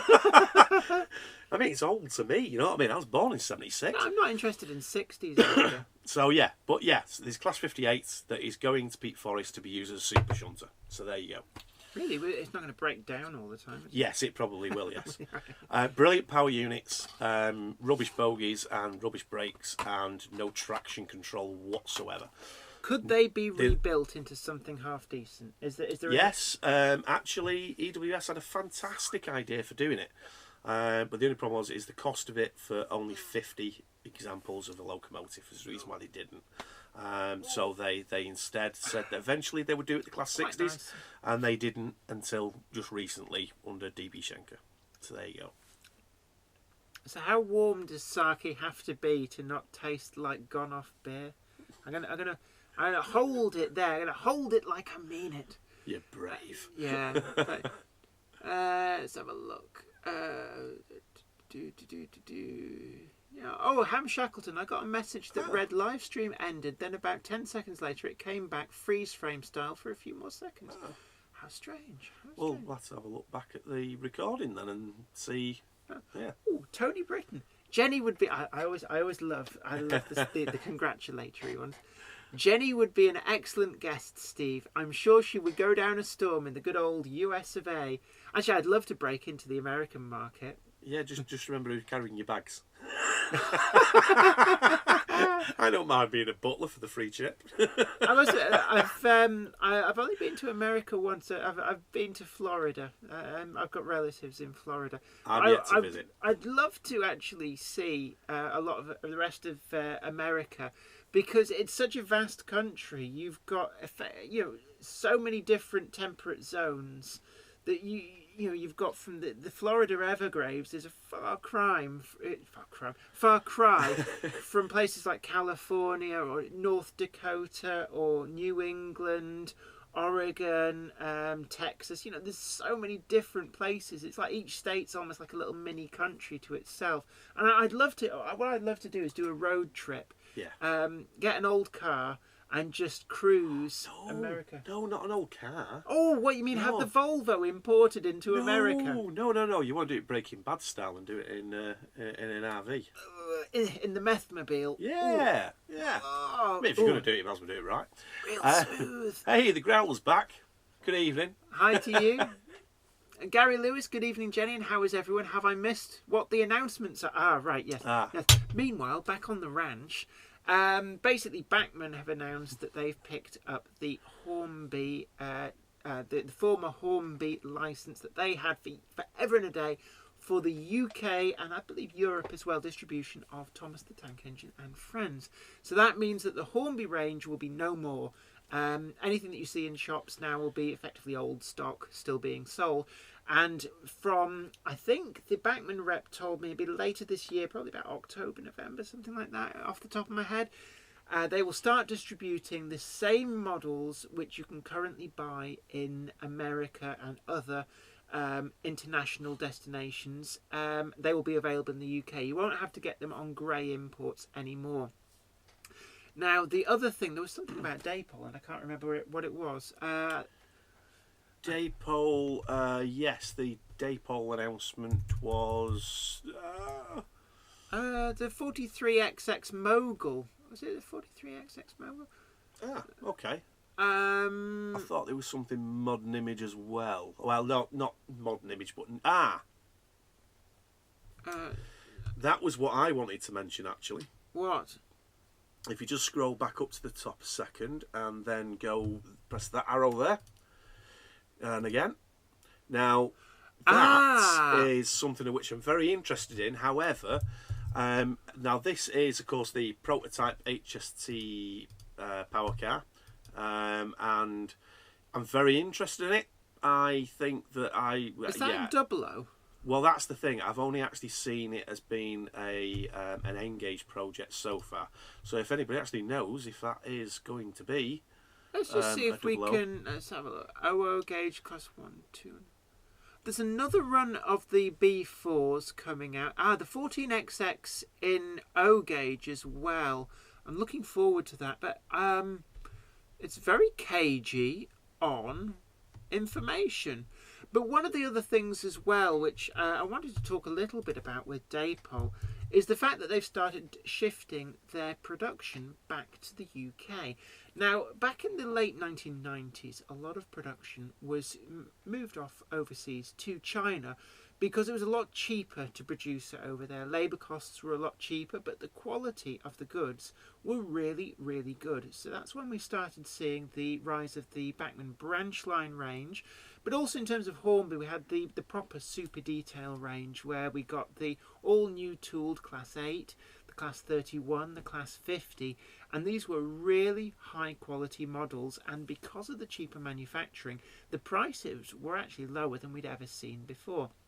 Now, all the other manufacturers followed suit, and for a long, long time it's often been said, oh no, manufacturing will never be shipped back to the UK because it's too expensive. Well, Dapol have proved otherwise, and it's certainly the case that a lot of their new wagons are now being produced in Chirk, just into Wales. And everything is produced there. They've got injection moulding machines, they've got tampo printing machines, and they've got a workforce that's very efficient, very good at their job at assembling these. And anybody who's had experience of the new O-gauge wagons will know that the quality has not been compromised to do this. So it really has to be applauded that they've done this. Very much so, and I think that there's another advantage to them doing this as well, because as other manufacturers have found out, you know, it's not easy actually getting these things made. Oh, that is disgusting. Getting these things made in China and actually trying to stick to any kind of deadline, because there's so much stuff being built by these specific companies who are making things for the likes of Rapido and Hornby and BACHMANN and what have you, that there's such a backlog of these that, I mean, take for instance Real Track. Real Track makes some of the most fantastic stuff. They really honestly do. Fragile as anything, you've got to be really careful with them. But the DMUs that they make and the wagons that they make are absolutely fantastic. But when they announce that they're going to do something, because they're only a small company, they take less priority, it can take years. They've been trying to do a 142 Pacer. Because of the fact that Northern are doing away with theirs, they wanted to do a bit of a homage to that, because the Hornby Pacer, they haven't retooled it since they very first came out with it in the 80s. I remember those in the early 80s. Oh yeah, and of course they're still producing the same one. They just give it a new colour scheme. So yeah, they of course, have been in different colour schemes. I remember the Greater Manchester horrible sicky orange ones. Yeah, but the thing is, that's a really nice livery, and it used to look really good on a Pacer.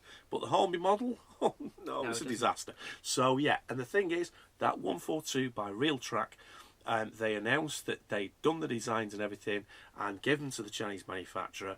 And I spoke to the guy from Real Track from DC Kits, and that guy sent them off over a year ago. And there is no, there's not even a moulding or any artwork back from them or anything whatsoever. There's no CAD design come back from them. So obviously, if you're dealing with the Chinese, you're looking at very cheap production. But I think that time-wise and everything, I think Dapol's done the right thing. Not just obviously for British jobs, but at the same time, I think it'll work out better for us as well. And if it costs us an extra £3-4 for a model, so be it. I think as well, I mean, it's one of the things that's, I mean, I can remember this going right back when BACHMANN first produced the Class 37 locomotives, very, very much awaited, and they were supposed to be out in time for Christmas that year. Yeah. And I think they were in the shops for the day after Boxing Day, because the Chinese didn't seem to have any concept about just how important Christmas was to the UK market. You know, I think they're Buddhist out there, isn't it? I don't know. I don't know what the prominent religion is in China, but it certainly doesn't do Christmas. So the models were often late, and that meant that from the manufacturer's point of view, when they came to sell these, they weren't getting them in time to make the big pre-Christmas sales, because people don't buy promises for Christmas. They want an actual model. And I can remember going to the model shop. It was open for about 2 days between Christmas and New Year to pick up the, it was actually Loch Rannoch, the large logo BR Blue Class 37. And it just struck me even at the time how bizarre to bring it out for then. But of course, BACHMANN hadn't intended to. They'd wanted it out several weeks before Christmas, but it just didn't happen. But having the manufacturing based in the UK means that isn't a problem, that companies are able to react better. And also, if you get something that sells particularly and unexpectedly well, it isn't a case of it selling out and then maybe waiting 6 months for a rerun. The company can actually adapt to those sales and get more of the models made to cope with demand.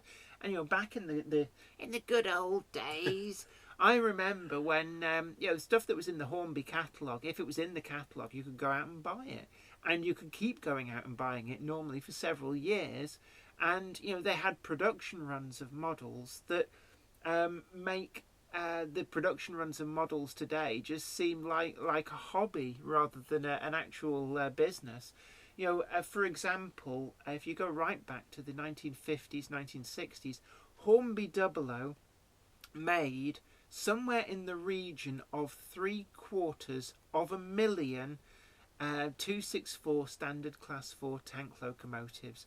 750,000. Now they're the kind of sales figures that BACHMANN and Hornby could only dream of these days. And they were always available. You could always go out and buy when you had time to save up your money to buy it, and you knew it would be there. Now there seems to be this air, unfortunately, that if you're not there to pre-order it and buy it when it comes out, you've lost it for good. And the Hornby Peckett was a good example of that. The Huntley and Palmer's livery, the Biscuit Company blue livery, pretty much sold out on pre-order. And there were so many more people wanting it that you then see the prices go through the roof on eBay. Do you want to know something really bizarre, though, when it comes down to what you're about with the BACHMANN 37 that came out? Mm-hmm. Do you know actually all the production needed to change from the original production of what they bought? Because the first one, of course, is the Vitrains 37. Right. Because they bought that from Vitrains when they went bust. Mm-hmm. All they needed to do was change the branding and the shape underneath the ends, because the buffer beam was showing too much in the Vitrains one.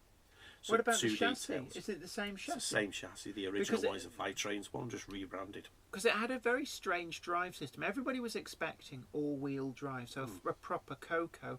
And what you actually got was a one bow one. So it had an idler at either end, and it was effectively 4 wheels out of the 6 on each bogie was driven.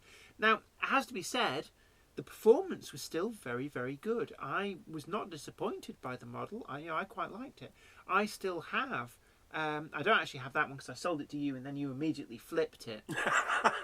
I didn't immediately flip it. You didn't wait long. But I've got the Intercity liveried one, Bully Day, and I've also got Eisteddfod Genedlaethol, which is the Regional Railways liveried one, and I'm still perfectly happy with those. Yeah, the basically, I mean, I've got I mean, I have got one of the early edition ones, but at the same time, I've got 3 Vitrains ones as well, as well as a couple of up-to-date Batman ones.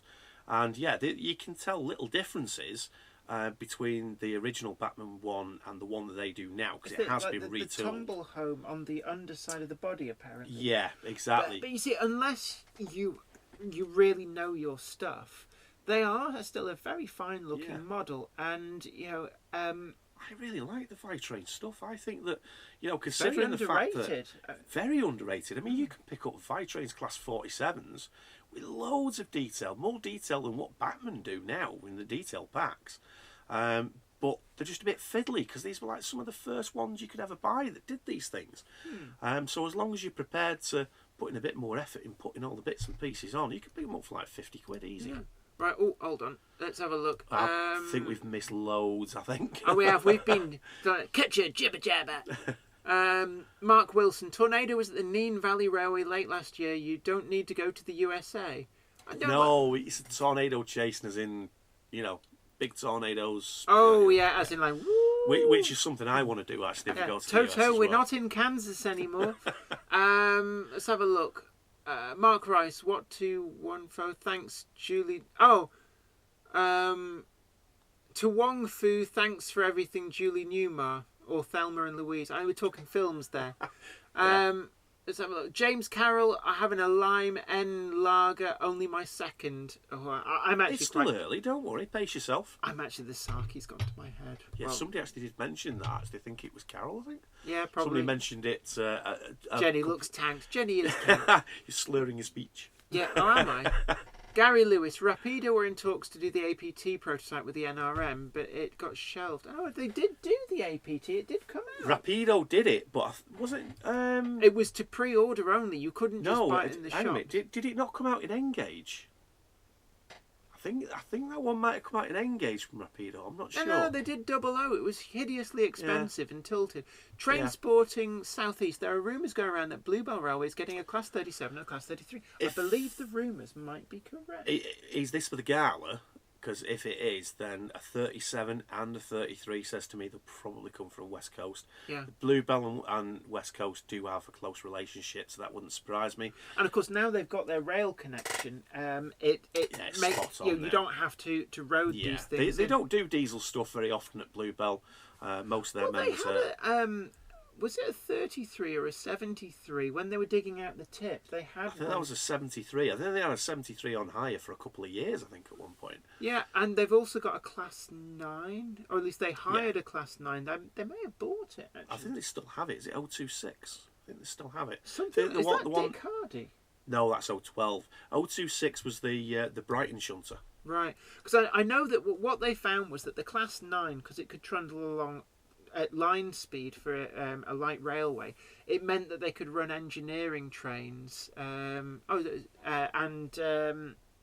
it wouldn't block the line. So they were using it principally for the spoil trains. But I think what they found was that it's actually quite convenient. There's a reason that diesels are convenient, because you just turn them. It's the reason why diesel shunters existed way before big fleets of diesels and the steam the days as well. LMS, Great Western, Southern, all dabbled in diesel shunters in the LMS 1930s. had so many different designs of them as well, yeah. Let's have a look. Brockwell Lane, Dapol, anything without a motor will be made in the UK from now on. Steve Arnold, Steve Brown just got back with me. Great news.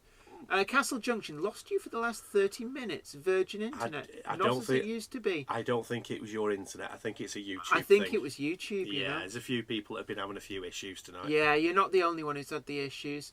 Big Slim 77BS, is it just Hornby management back in UK? But what about manufacture? I think Hornby's still manufacturing in China, as far as I'm aware. Yeah, although having said that, because obviously their railroad stuff sells in massive amounts, so therefore I think, for them as that size of company, I think it is probably still, I've gone red cheeks at the moment, probably the best thing for them to do.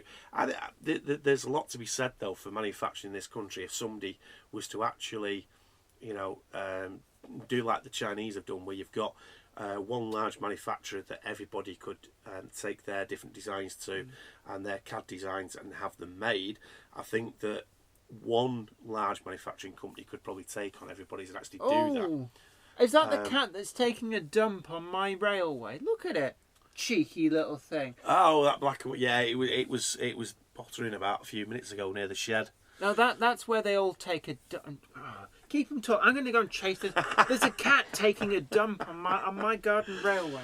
Oh, Ooh, as you were. did you hear my knee? I did indeed. That was quite a loud knee pop. That was.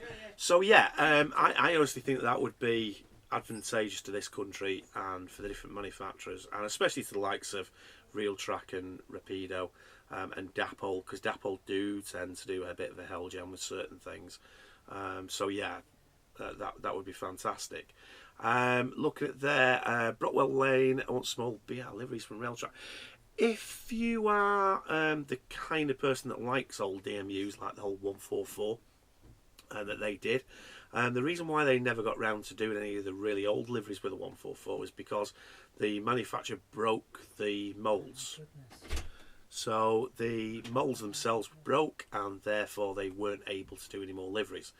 I think from what I remember, there was a guy that I spoke to who's linked with the project that said that the idea being with the 142 is to do 3 releases of various different liveries at a time, and for each one to have an original livery, a not so far away livery, and a modern livery, and then so on, and then do the different releases like that, which would be better doing it that way. So that would be good as far as older BR liveries go, as far as the Pacer goes. Other stuff that they did, the 156, I have a Scott Rail one. I think that they should redo the 156 and do some northern liveries myself. So there you go. Yeah, but some northwest based ones instead of just the original Super Sprinter, which is a bit bland, really, to be honest.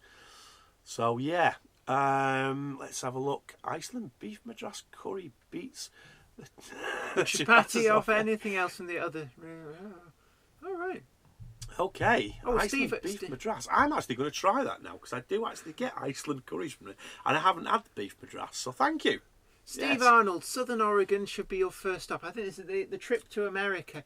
I think it's on. I'd love to actually visit Oregon. It's certainly actually one of the things I'd love to do to go to America is you probably get it in America because it's an American program. Man versus Food. Have you seen that?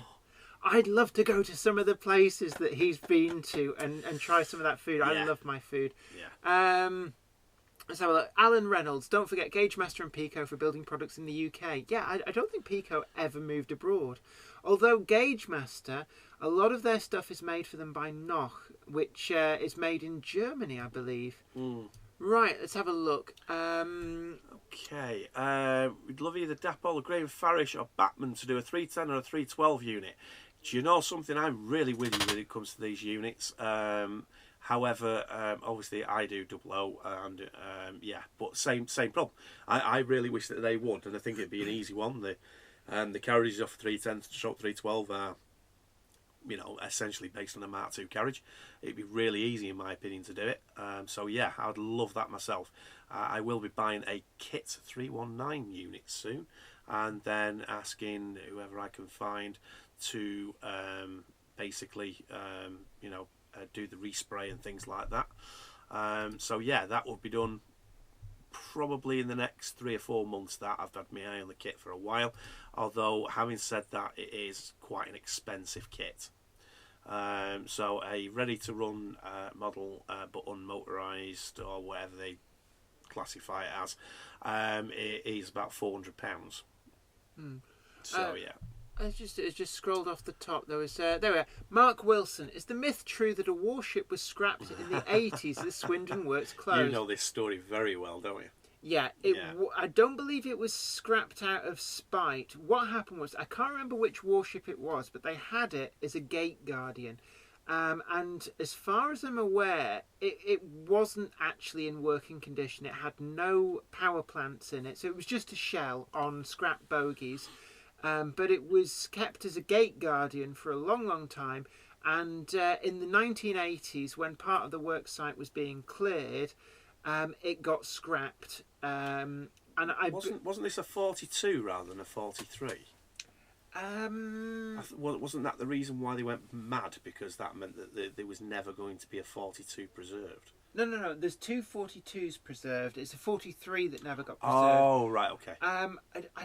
I don't know. I don't know whether it was a 43. I think, because, I mean, when I was volunteering at East Lancs, and obviously they're all hydraulic mad there, so most of the time what they were saying was right over my head.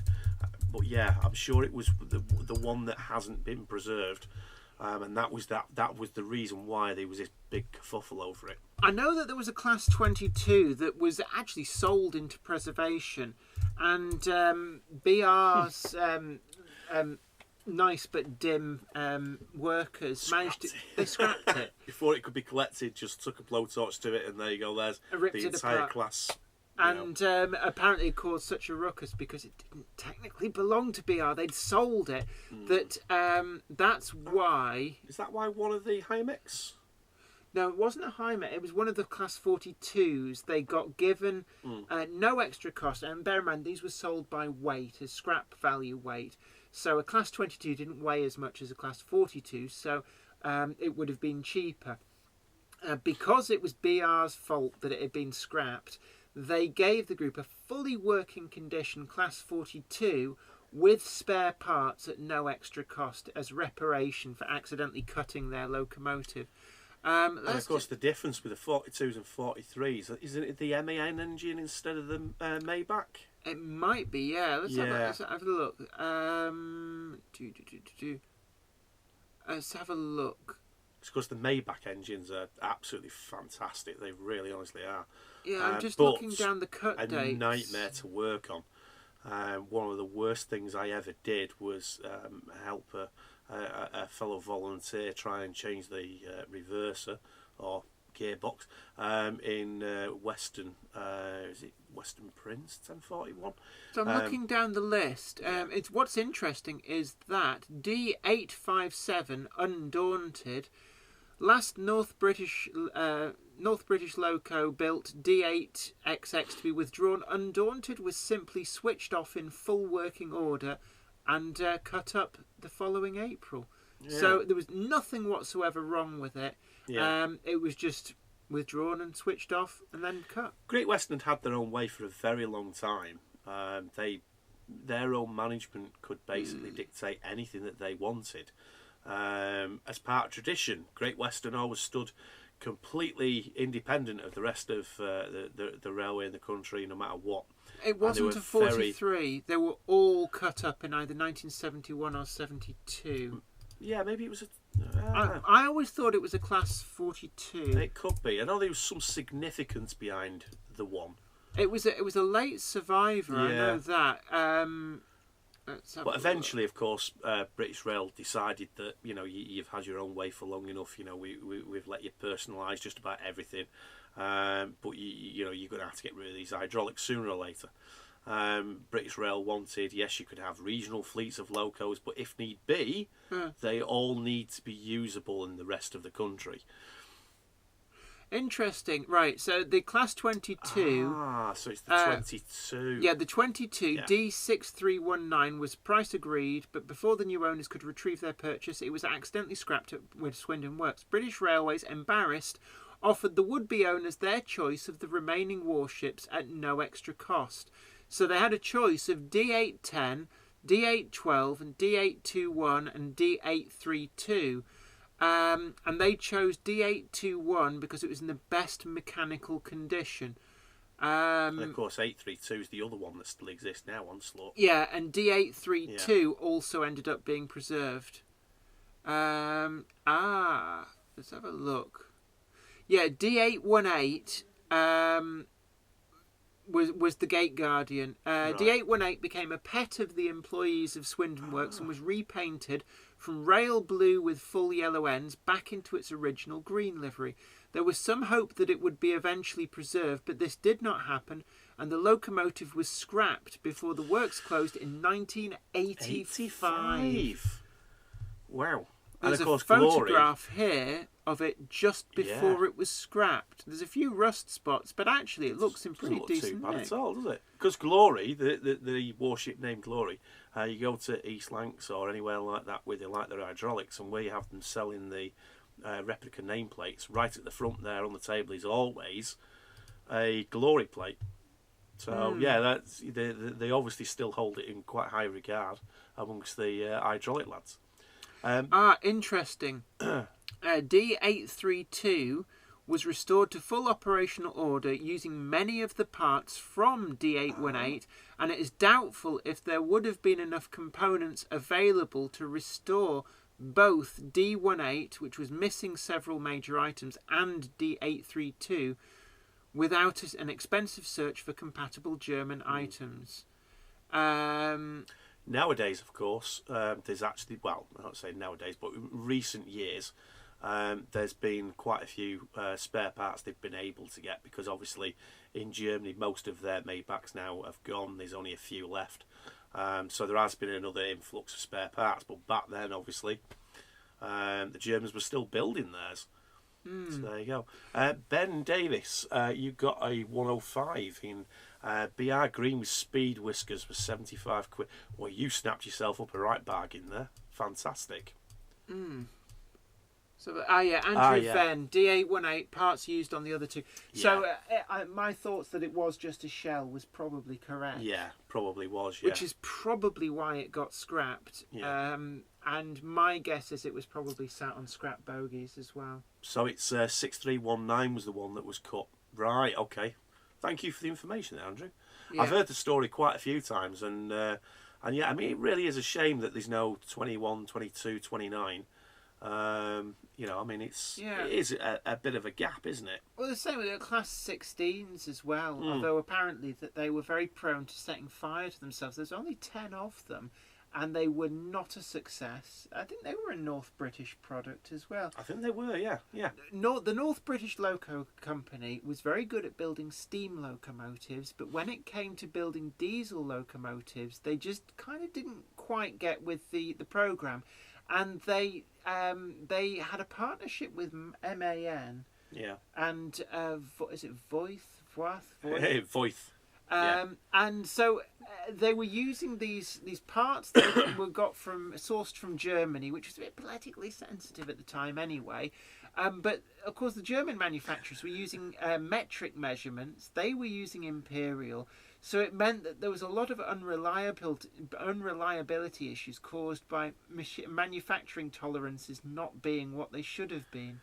Well, one thing I will say when it comes to MAN and Voith, from a bus point of view, because I mean I know the reputation in the railway industry is just as bad, if not worse. For instance, MAN have now stopped making mainstream bus chassis because the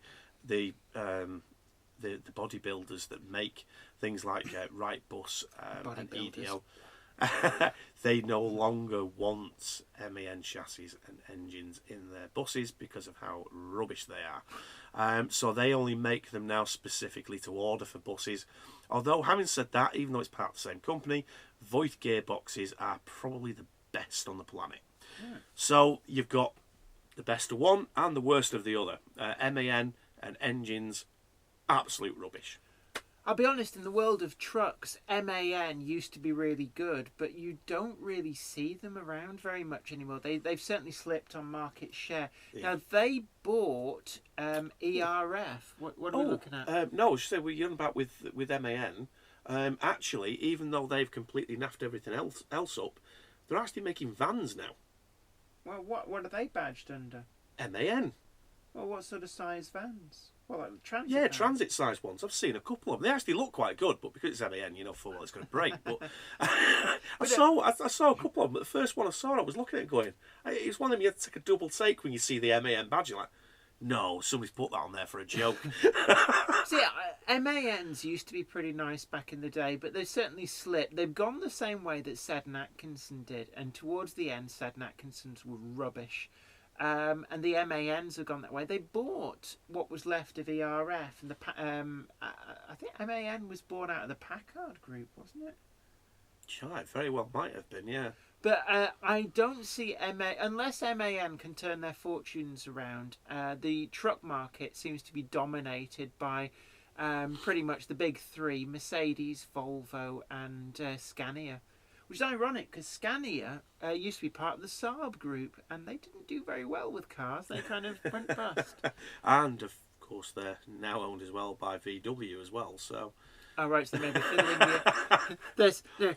Rumours may have it that they're fiddling their emissions. Yes. Yeah. Okay. I believe Blue Belt are going to buy a 37 and a 33 from West Coast. Okay. Where the 37 come from? Well, I worked there briefly at West Coast on the shed at Carnforth. As far as different 37s go, I can't honestly see the Bluebell buying one as a restoration project. I think they're probably more likely to look at trying to buy one from that already works. Yeah. Because they are certainly very pressed for space. They're doing a lot of steam locomotive overhauls. So I doubt that they'd give space to a group trying to restore a 37. Yeah, I agree. I think amongst the different ones, as a possibility, can't be 686. That's just had an engine rebuilt. 706 might be one for them. See, they're all refurbished ones, you see. There's no unrefurbished 37s left at Carnforth now.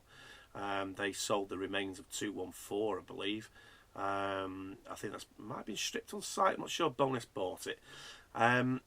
So yeah, it'll be obviously from Carnforth because everything West Coast is based at Carnforth, even if it's outstationed at Southall. We've got Flymo Chairman 1. Network Rail were clearing the North Yard at Perth and they cut everything up. They didn't know that the turntable had already been bought. Ouch. Yeah, I wonder what came from that. I mean, it's something like a turntable. I mean, like, how dare they just cut up historical artifacts that clearly would have a future use? But yeah, as Big Slim 77BS says, ouch for Bonus. Yeah. Andrew Venn, yeah, D1015. This is the one that I saw the photo of it in Primer with the tops number scrawled on the side, 52015. I've heard this story as well.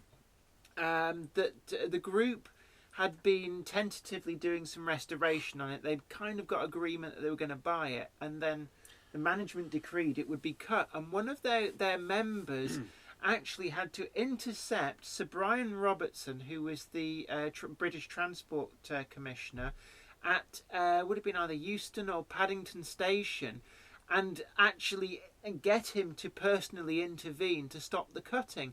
And they'd already started hacking some of the bits and pieces out from inside, so like electrical stuff. There's a bit of irony in that as well. 1015 obviously became the one that then got his mainline certificate back and did all the rail tours and went back on the main line. Earned the DTG a hell of a lot of money because obviously it's like, wow, we've got hydraulic back on the main line. Within minutes of the tickets going on sale, they were all sold out. And unfortunately now, I get out of bed. And it's kind of on decision at the moment because there's not that many parts around to be able to, put it back on the main line. I mean, the thing is, when a loco puts a leg out of bed, which is basically a piston firing out of it. A leg out of bed is the conrod. What happens is the engineer will take over now. I've got this covered. I've got this covered. Right, what happens when an engine puts a leg out of bed? It's a colloquialism, but what it actually means is that your big end bearing has broken. So your conrod comes loose from the crankshaft. Your crankshaft is still revolving, so you've got a conrod now which is down and into the sump, and as the crankshaft rotates around, bear in mind it's doing this quite fast because the engine's still running, it will then hit the conrod and smash it through the side of the block. It causes a lot of damage because it punches a hole through your actual engine block casting, and it will also damage the crankshaft because it's just impacted with something big and metallic, and your conrod is also toast. So, yeah, basically, to give you an idea, different locos are very, very different as to, basically what happens when because obviously different shaped engines and, different things happen with different engines when they put a leg out of bed.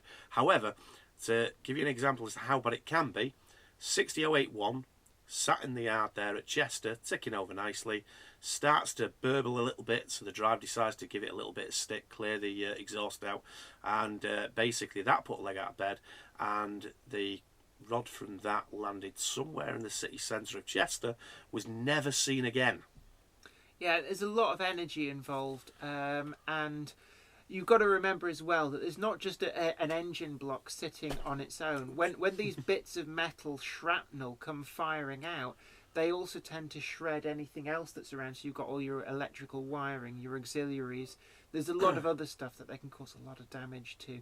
And you can also end up with a fire as well, because it's shooting vaporized hot engine oil out, and if that then catches fire, you get secondary fires. It's really messy, and you may have seen YouTube videos of, in particular, some American locomotives putting a leg out of bed and actually ending up on fire as a result. It is a really bad thing. I mean, also you see these burnout videos where the hoonigans decide that they will like do donuts in some old BMW and stuff, and they you can hear it bouncing off the rev line, and then it puts a leg out of bed and it sets fire to the engine bay. Yeah. So yeah, I mean it's quite a destructive thing to happen. So I mean, good luck to your engine is DTG. toast. I'm hoping that they do manage to source spares, and hopefully not at the expense of another loco. Yeah. That's a very important thing, because all the other hydraulics, of course, you know what I mean. I mean, did anything else use those Maybach engines? The engine, they could probably resource an engine quite easily. I don't think there's any spares in the UK at the moment, but those Maybach engines, I'm pretty sure, are going to be really easy to find now, because a lot of them were built almost exactly the same for generator units for ships and things like that as well. So I don't think finding an engine is going to be a problem. How some of the like the Crossley Blackstone engines are sourced, and the Merleys ones as well. They were quite popular, which was actually the engine that went in the Class 30. And actually, some of those engines are the actual engines out of Class 30s. They got sold on. Now, for those of you that quite like the 28 that's at the East Lancs, you know, last surviving one and everything, and of course the engine in that was completely shot. But in Ireland, they still had these Metro Vickers engines, exactly the same, from their original trains when they re-engined and put GM engines inside. And what the Irish did was they put them in containers, buried them in the ground. They didn't want to scrap them. They didn't want the scrap man coming and nicking them, and they wanted to keep hold of them because they didn't have much faith in these American-made engines. Turned out the GM power units were actually really good, so they didn't need the old ones. So basically, somebody turned around and said to the Metvic group, you know, basically, oh yeah, I know where you can find a replacement engine, not a problem. It's identical, the fittings and everything are exactly the same. Oh yeah, great stuff. Yeah, there's about 30 of them in containers buried underground. Great, where are they? Hang on a minute, let me look. Oh, somebody's built a housing estate on it. So somewhere in Ireland there's a housing estate, and this is no word of a lie, honestly, it's God's honest truth. Underneath this housing estate is 30 of these very rare Metro Vickers engines in containers. They were, I'm sure are they 8-cylinder in the Class 28, but there was a 12-cylinder variant that was used in the Victorian Railways type of locomotive. Oh, was that in one of the London Transport ones? No, Victorian Railways, as in the state of Victoria in right. Australia. And it's actually where they sourced a lot of the spare parts from. They got an engine from a scrapped locomotive in Australia, but it's I believe it's 12-cylinder, whereas your phone's ringing. That's all right, don't worry. It's on silent. It's the 12-cylinder variant as opposed to the 8-cylinder variant. But the way they're constructed, you've got a block, but then everything else is bolt-on, including all of the individual cylinder heads. They're actually an individual cylinder head. So a lot of the components from the 12-cylinder engine are completely interchangeable. The only thing that they've effectively had to keep is the physical block. And your block's just a big iron casting. Fair dues. Let's have a look. Mark Wilson, you two are mindful of railway knowledge. Thanks for clearing up the warship myth. But what is a gate guard? A gate guardian, it's you see it a lot at military bases, and it's where an old piece of equipment is bulled up and made to look pretty, and is sort of plonked on a plinth at the gate, referred to as a gate guardian. But it's just almost like an ornament. You used to see it a lot at army bases, with First World War era tanks put up on these plinths, and they were real tanks. They were just dumped there. Yeah. RAF bases now, you quite often, back in the day, they used to use old Spitfires for this job, but then of course the Spitfires got sold into preservation. And subsequently now you see a lot of English Electric Lightnings you used to see, and now Harriers. Yes. There's yes. Lots of Harriers around still. RAF, I think it's RAF Wittering. As you go down the A1, somewhere near Grantham, there's an RAF base, and they've got a Harrier as their gate guardian. And as far as I'm aware, it's a real Harrier. It doesn't have engines in. Stuff like that gets stripped out pretty early on. A59 going out of Preston, and you go past one of the BA Systems places. And they've got, as their gate guardian, they've got a mock-up of a Eurofighter, because they make the electrical component side of the weaponry there. Yeah. And then they've got a real English Electric Lightning sat next to it. It's a real one. A real one, yes. Well, for many years, as you went down the A1 near Markham Vale, Markham Moor, there used to be the rundown dump is still there. I don't know whether it used to be an RAF base or something, but the gate guardian was still there, and that was an English Electric Lightning, and it was covered in graffiti. It was a sad sight to see. That's now gone, and one hopes that it moved on into preservation. But sometimes these gate guardians linger. There's a place in Bolton where there's a Cromwell tank as a Really? Gate. Yeah. It's Very a good. manufacturer. I think it's part of BAE Systems. It's one of their they've got little places dotted around. Yeah. But there's this tank as a gate guardian, and I dare say it's a real tank. Yeah, it's just south of Preston. There's a tank. I can't remember the road now. It's Main A road out towards Chorley, and on one of the roundabouts there, they've got a real tank there. That's something to do with the local area between Preston and Chorley with building them, and of course Horwich as well. They built a lot of military stuff as well, didn't they? Yeah. Well, actually, Horwich Locomotive Works used to have a set of driving wheels off something like an LMS Crab as their gate guardian. Yeah. For a while. It doesn't have to be the full thing. Can I just say, can you scroll up just a tiny bit? Just wanted to have a look at something. Ben Davis, you say you've got a customer for your 105. You're not by any chance Ben's resprays, are you? Just asking, because if you are, I was. Yeah, if you were, your ears must have been burning. Yeah, we were talking about you earlier on. I was raving about your resprays earlier, if that is you. Probably not now. But there you go. Okay. The 08 at St Rollox. Yeah. Is there? Is there a gate guardian there at St Rollox? I don't know.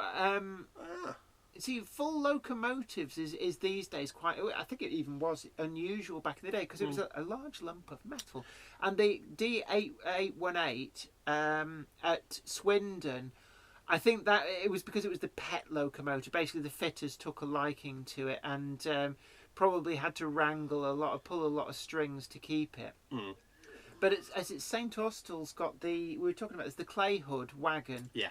Mint condition on a plinth, and that's because of the connection to the China clay trade that that depot did all the locomotives for that. In terms of elsewhere, I'm trying to think other gate guardians that I've seen. I know there's one down near where my dad lives in Shropshire. There's one of the it's a training place for pilots, but helicopter pilots. And they've got a couple of helicopters as gate guardians, one of which is a Huey, which is rather nice. What were they doing?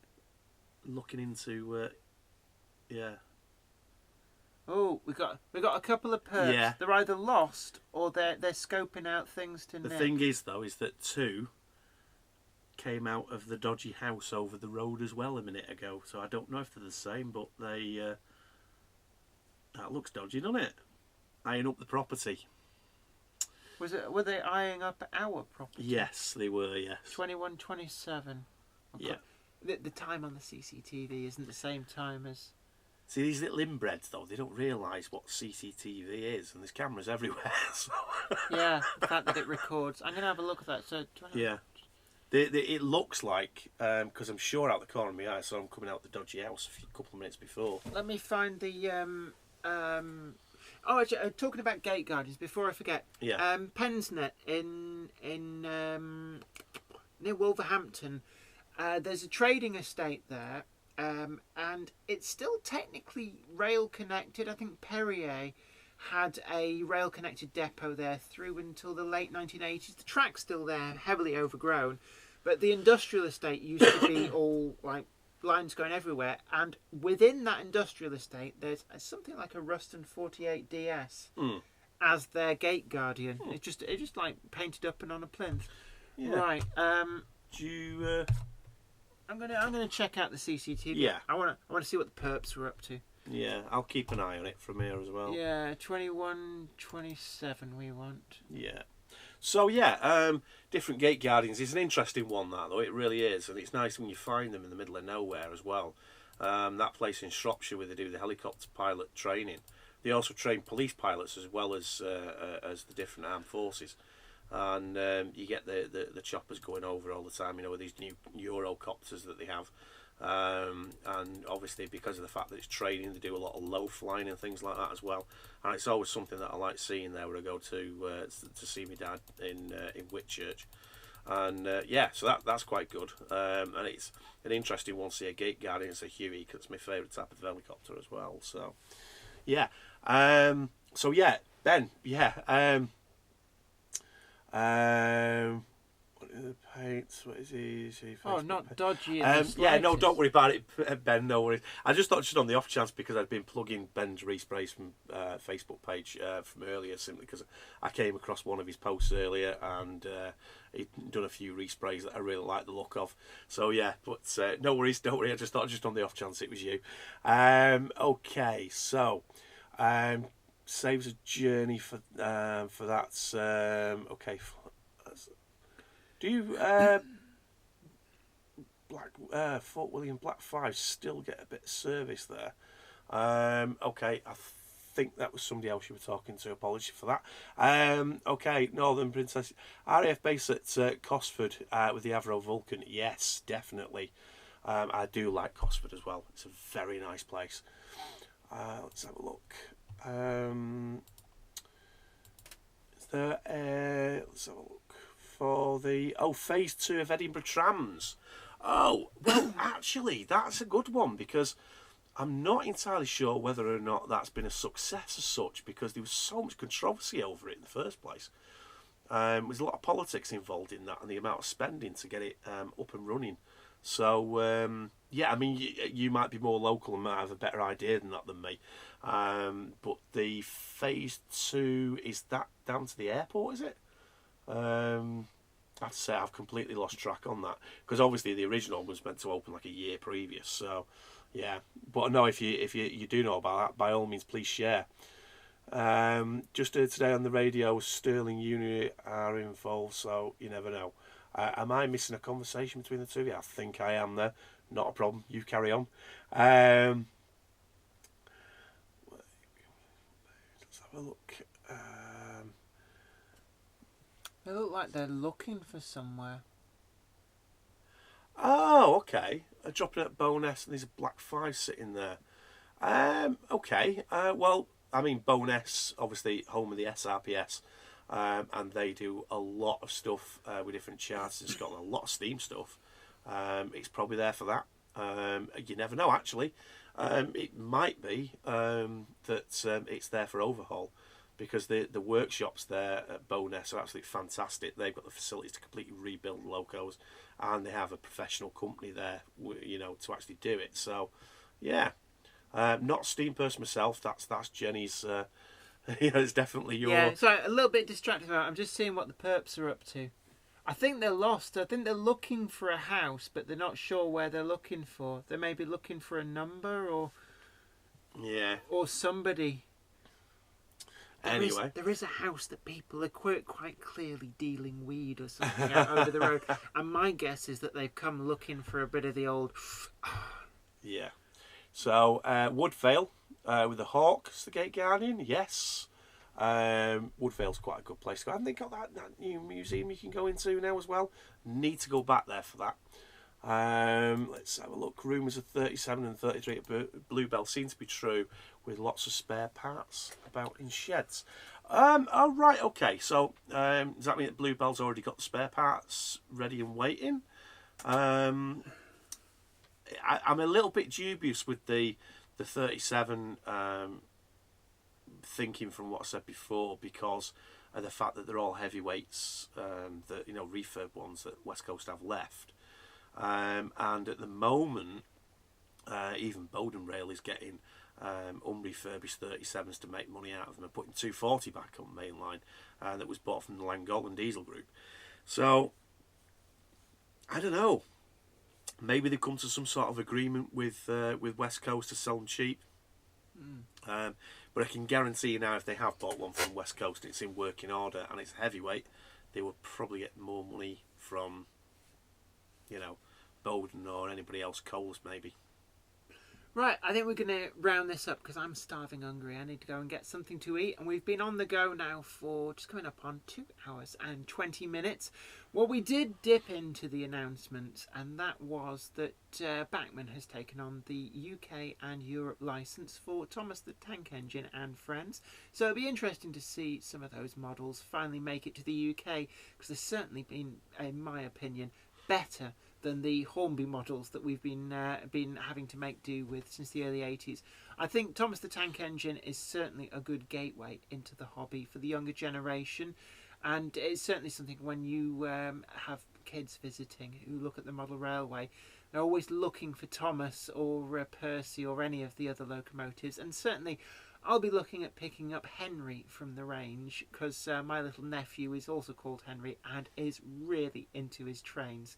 And the other thing that we didn't manage to actually touch on was the Class 90, the pantograph, and the controversy with this, that if you want to DCC fit the new BACHMANN Class 90, then if you want the pantograph to work, you have to use BACHMANN's own chip. The only problem with this is that you can't have sound. So it's working pantograph or sound. You're not allowed both.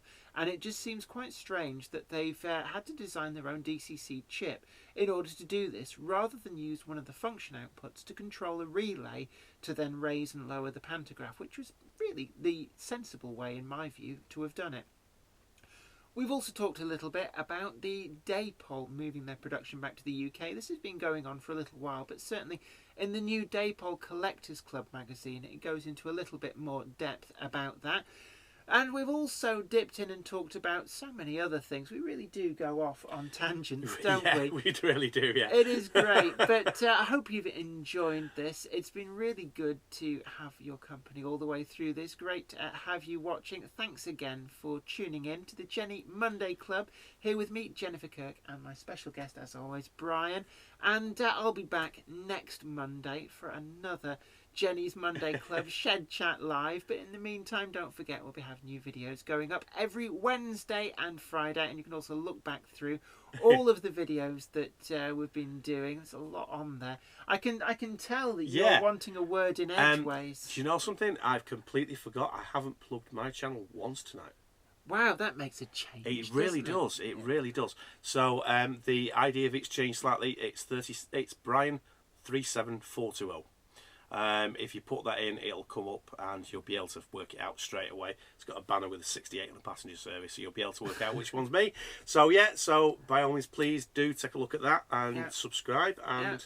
And also my channel, which you've obviously found because you're watching this. And also, just saying a big hello to Angus's Trains. Big fan of the channel. We normally see you in a bit late today. I'm really sorry, we're just about to wrap up. But it reminds me that you can watch all of these live chat videos. They end up going up on YouTube, so you can catch up with what you've missed, and you can rewatch anything that you want to see again as well. But until next time, this is me, Jennifer Kirk, with my special guest Brian, saying you take really good care of yourself, and we look forward to having you back here again next week. Bye for now.